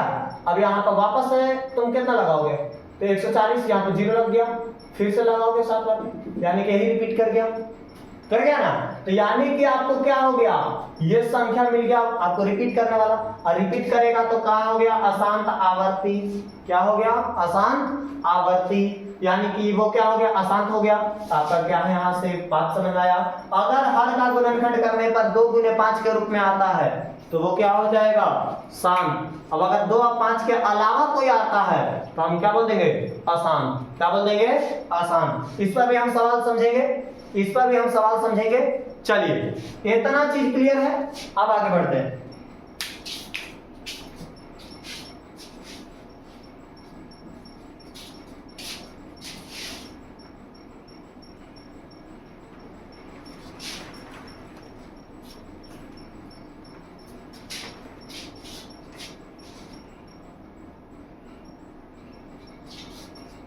अब यहां से समझिए क्या होता है, अपरिमेय संख्या में क्या होगा। अब देखिए परिमेय संख्या तो आप समझ गए, गिनती की संख्या जैसा भी है b/p/q के रूप में लिख सकते हैं, तो उसको क्या बोलेंगे, परिमेय संख्या बोलेंगे। अब अपरिमेय संख्या को समझिए, अपरिमेय संख्या को कैसे पहचानेंगे। तो देखिए अपरिमेय संख्या में आपका क्या लगा हुआ रहेगा, रूट लगेगा। क्या लगेगा, रूट लगेगा, जिसे हम बाहर नहीं निकाल सकते, अब स्पेशली प्रॉपर्टीज पर ध्यान दीजिए, प्रॉपर्टीज पर यानी कि गुण पर ध्यान दीजिए। गुणधर्म क्या कहता है कि अगर आप दो परिमेय संख्या लिए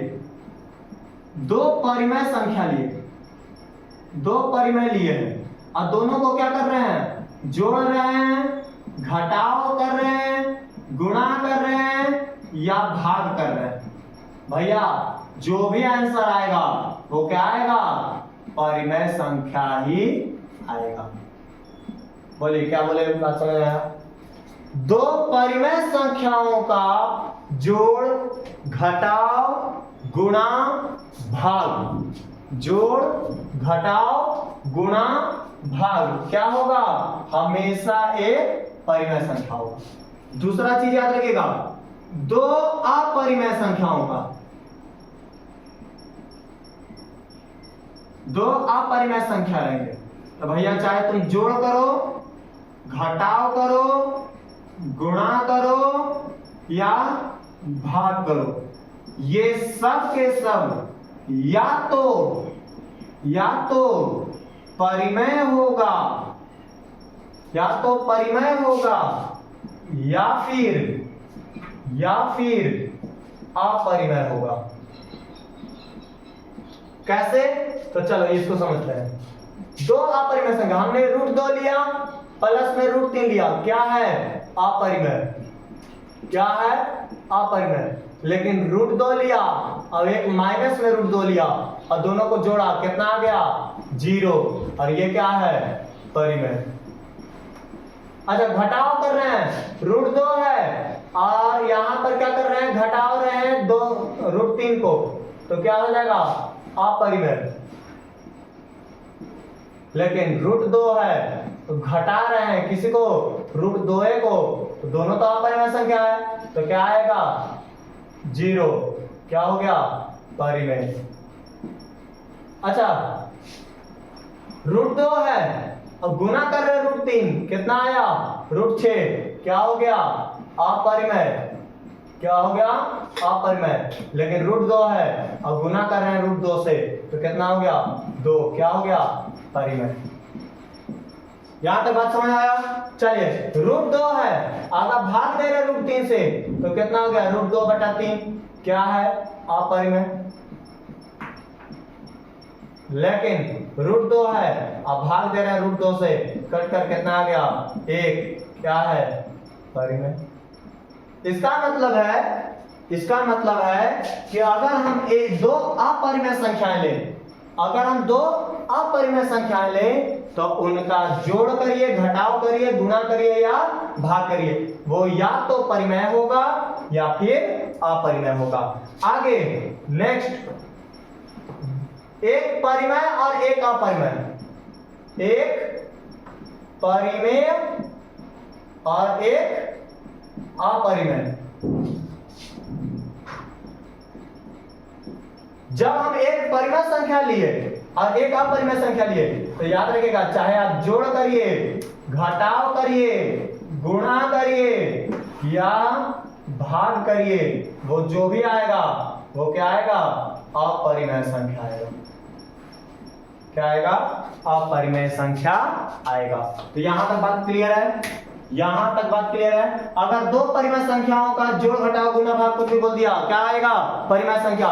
दो अपरिमेय संख्या का जोड़ घटाव गुणा भाग आ गया तो क्या बोलेंगे? या तो परिमेय या फिर अपरिमेय। और एक परिमेय और एक अपरिमेय संख्याओं का जोड़ घटाव गुणा भाग कुछ भी आ गया तो आपका क्या हो जाएगा? अपरिमेय होगा।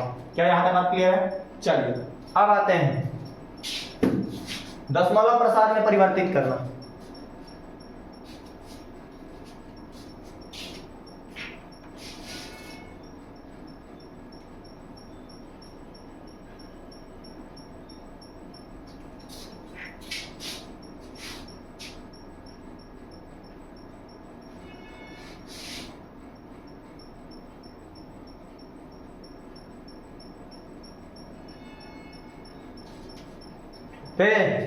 दशमलव प्रसाद में परिवर्तित करना है। मान लीजिए हमको बोला कि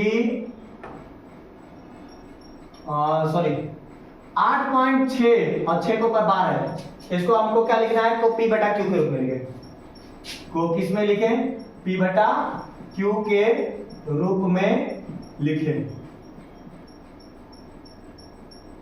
तो देखिए, इसको अगर सब्जेक्टिव में दिया है, अगर ये सब्जेक्टिव में दिया है, सब्जेक्टिव में दिया तो क्या बनाएंगे? सबसे पहले एरो लगाएंगे, लिखेंगे माना कि, क्या लिखेंगे? माना कि x बराबर कितना? 8.6 और 6 के ऊपर क्या लग गया? 12। 8.6 और 6 के ऊपर क्या लग गया?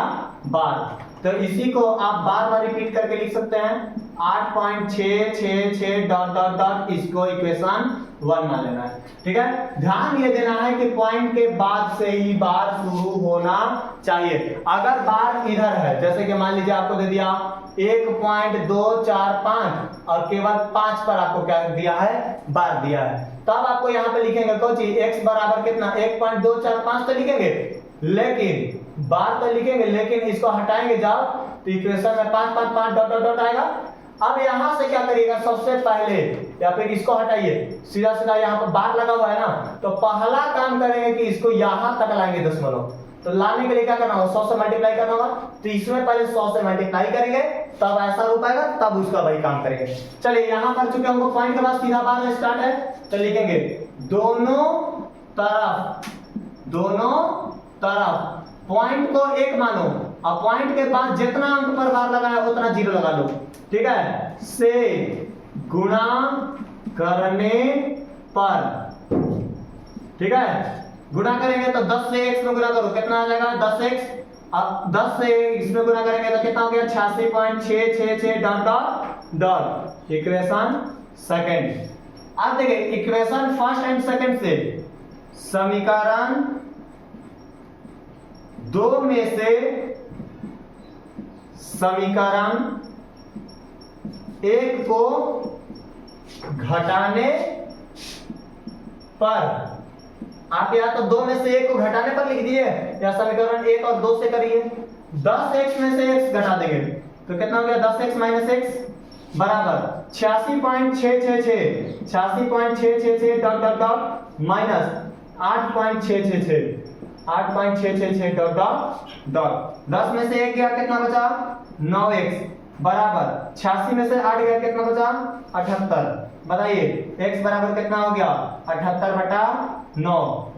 3 से कटेगा जी, कटेगा, तो कितना हो गया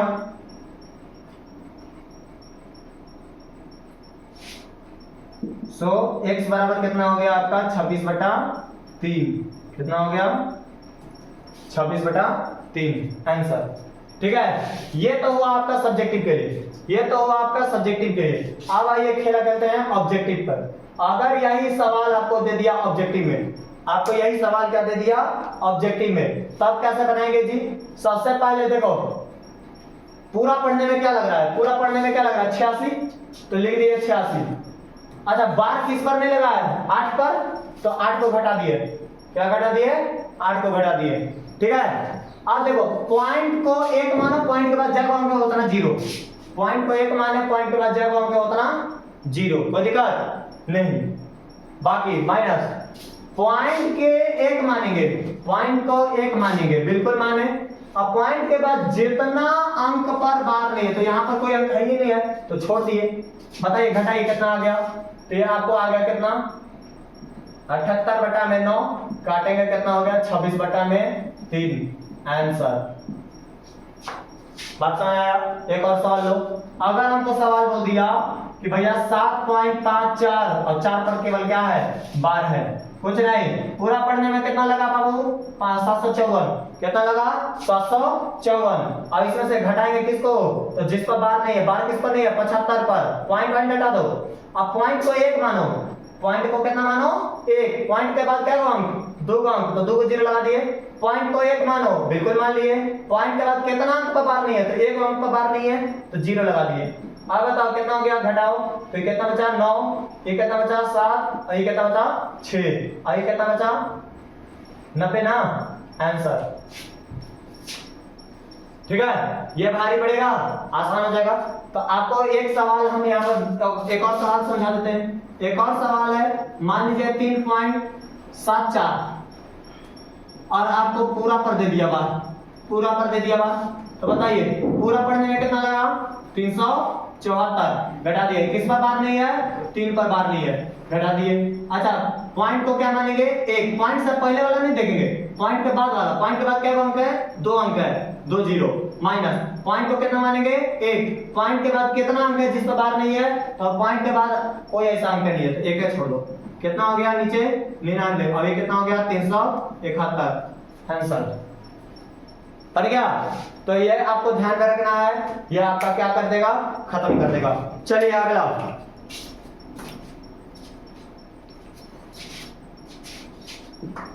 मिटा दे रहे हैं, आप लोग स्क्रीनशॉट ले लीजिएगा।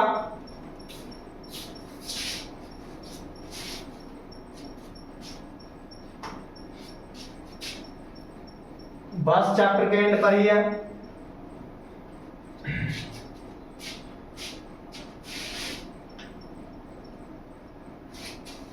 वीडियो हो चुका है बहुत ही ज्यादा लंबा, लेकिन कोई दिक्कत नहीं है। अब एक आपको लास्ट कॉन्सेप्ट बचेगा, वो क्या है, अपरिमेय सिद्ध करना। वो क्या है, अपरिमेय सिद्ध करना। तो सवाल एक टाइप का पूछेगा, क्वेश्चन क्या पूछेगा कि सिद्ध कीजिए कि, सिद्ध करें कि, सिद्ध करें कि, क्या सिद्ध करना है जी, कि भैया 2 + √3 क्या है, एक अपरिमेय संख्या है, अपरिमेय संख्या है। देखो इसमें अलग अलग टाइप का सवाल आएगा। कौन कौन टाइप का सवाल आ सकता है, तो देखिए एक बार √2, √3, √5, √7 इस प्रकार का सवाल दे सकता है, इस प्रकार का सवाल दे सकता है। अगर आपको हो सकता है 2√3, 2√5, 2√7 इस प्रकार का सवाल दे देगा। 2 + √3, 3 - √5 इस प्रकार का सवाल दे देगा, ठीक है। या फिर 2 + √3 बटा में 2 - √3 नहीं, 2 + 5 √3। अब इसका क्या हो जाएगा, आपको सवाल दे देगा कि भैया इसका क्या करो, अपरिमेय सिद्ध करो। इस प्रकार का जब सवाल आता है, इस प्रकार का जब आपको सवाल आता है, तो आपको ध्यान में ये रखना है कि आपको क्या करना होगा, अपरिमेय सिद्ध करना होगा। अपरिमेय सिद्ध करना होगा तो हम चलिए हम एक अंक पकड़ते हैं, एक अंक पकड़ते हैं। ये तीनों जो है आपका एक ही मेथड से बनेगा, बाकी √2, √3, √5 वाला को हम एक बार बता देंगे। चलिए सबसे पहले अपरिमेय सिद्ध करना है, परिमेय मानो। अपरिमेय सिद्ध करना है, परिमेय मानो। माना कि 2 + √3 क्या है, एक परिमेय संख्या है। क्या है, परिमेय संख्या है, ठीक है। लंबा चौड़ा में नहीं जाएंगे, सीधा लिखेंगे 2 + √3 बराबर कितना, P/Q। अब यहां पर ब्रैकेट में लिखेंगे जहां P और Q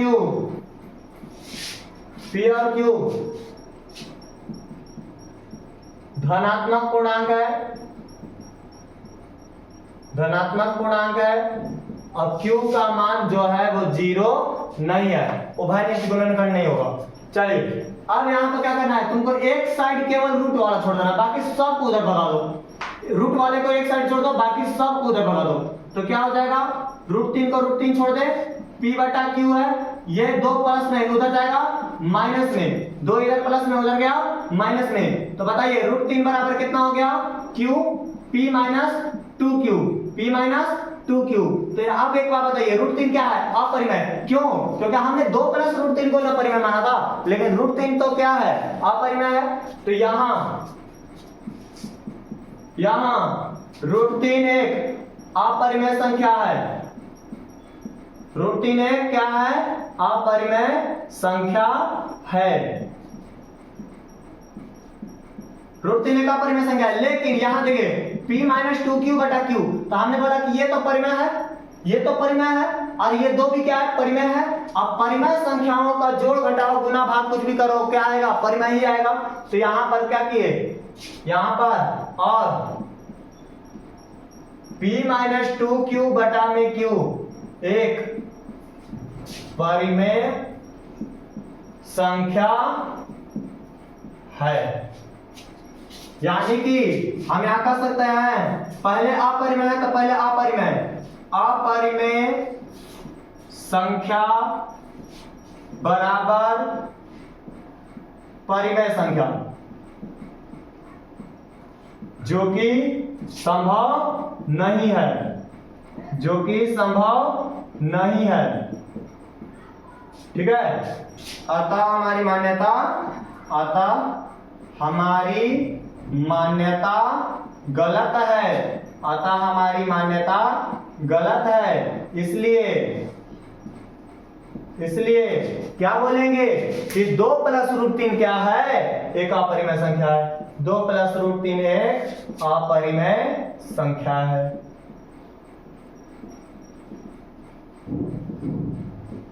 बात समझ में आ रहा है?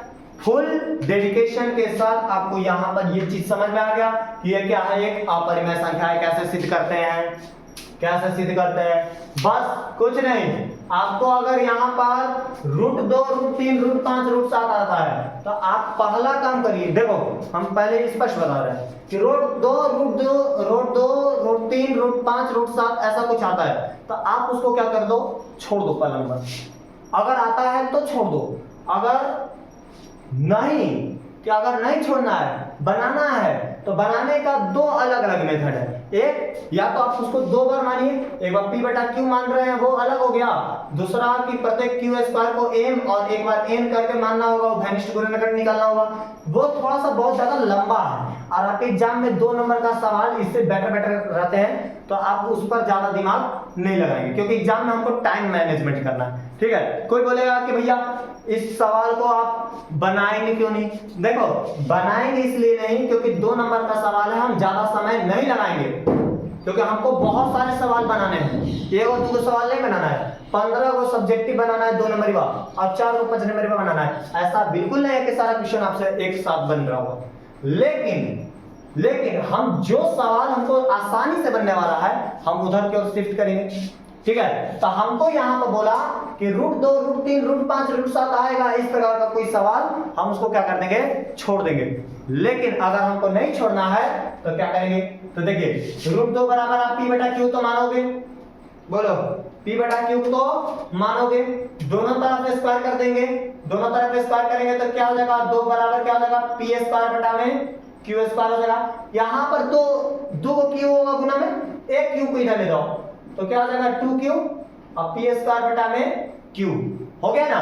अब यहाँ पर हमको ये तो नहीं ना कहा था कि q बराबर 1 है, नहीं कहा था, तो हमको यहाँ पर कोई अंक होगा, कोई भिन्न होगा।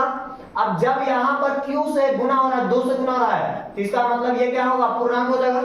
ये क्या हो गया, पूर्णांक हो गया, और ये क्या हो गया आपका, भिन्न हो गया। ये क्या हो गया, भिन्न हो गया। अब पूर्णांक बराबर भिन्न नहीं होता है, पूर्णांक बराबर भिन्न नहीं होता है, अतः हमारी मान्यता गलत है। इसलिए वो क्या होगा, रूट 2 एक अपरिमेय संख्या है। बात समझ आया? देखो उस पर ज्यादा दिमाग मत लगाना, नहीं तो उस पर बहुत ज्यादा टाइम वेस्ट भी होता है। लेकिन अगर ऐसे बनाते हैं, हो सकता है दिमाग मास्टर जी जो चेक करने वाले होंगे वो पता नहीं आपको पूरा नंबर दे या ना दे, तो रिस्क ज्यादा लेने की जरूरत नहीं है। इसे बेटर अपॉर्चुनिटी है। इस प्रकार का सवाल आता है आप इधर से बढ़िया से सिद्ध कर लीजिएगा। अब अगर इस टाइप का सवाल आता है तो आप कोशिश करो कि पहले छोड़ दो, बाकी अगर नहीं बनता है बाकी तब आप इस मेथड में जाओ। ठीक है, क्योंकि जितना बेहतर आप उसको बनाइएगा उतना ज्यादा अच्छा है। ठीक है, ज्यादा सवाल को करने से आपका प्रैक्टिस बनेगा। आगे बनते हैं।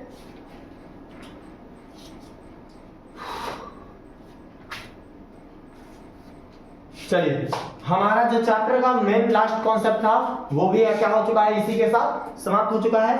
लेकिन अब आते हैं हम लोग थोड़ा सा प्रीवियस ईयर का 1-2 क्वेश्चन कर लेते हैं, 1-2 क्वेश्चन कर लेते हैं, उससे आपको क्या होगा, थोड़ा सा क्लैरिटी रहेगा। आपको से बोला कि बताइए 11/25 का दशमलव प्रसार, 11/25 का दशमलव प्रसार क्या होगा। तो 11/25 को कितना लिख सकता है, 5 गुने 5 लिख सकते हैं, यानी कि नीचे 2 और 5 के अलावा कोई और नहीं दिख रहा है। बस क्या बोल देंगे, शांत। क्या बोल देंगे, शांत। काम खत्म। 17/24 है, 17/24 है। तो बताइए 17 क्या 4 2 6 3 से कट रहा है, बिल्कुल कट रहा है। बोल दो अशांत। क्यों 17 3 से नहीं कट रहा था, 17 3 से नहीं कट रहा था। आगे इसको कितना बोल देंगे, 2 2 2 3 6 2 12 24। चलिए आगे कहा कि 0.32 और 32 के ऊपर बार है। ऑब्जेक्टिव में 4 ऑप्शन दिया है, क्या है, एक पूर्णांक है, एक परिमेय संख्या है, एक प्राकृतिक संख्या है, एक अपरिमेय संख्या है। भैया बार उठ लग गया, बोल दो परिमेय। बार लग गया, बोल दो क्या, परिमेय। इसको हम p बटा q के रूप में लिख सकते हैं। आगे 0.7 बराबर है 0.7 बार लगा हुआ है, इसको बराबर बोल रहा है कितना के, तो हम बोले कि 7 में से घटा दो कौन चीज 0। अच्छा एक के लिख लो पॉइंट को 1 और पॉइंट के बाद जितना होगा उतना 0, अब पॉइंट को लिख लो 1 क्योंकि बार का कोई संख्या नहीं है, तो 7 बटा कितना हो गया 9 आंसर।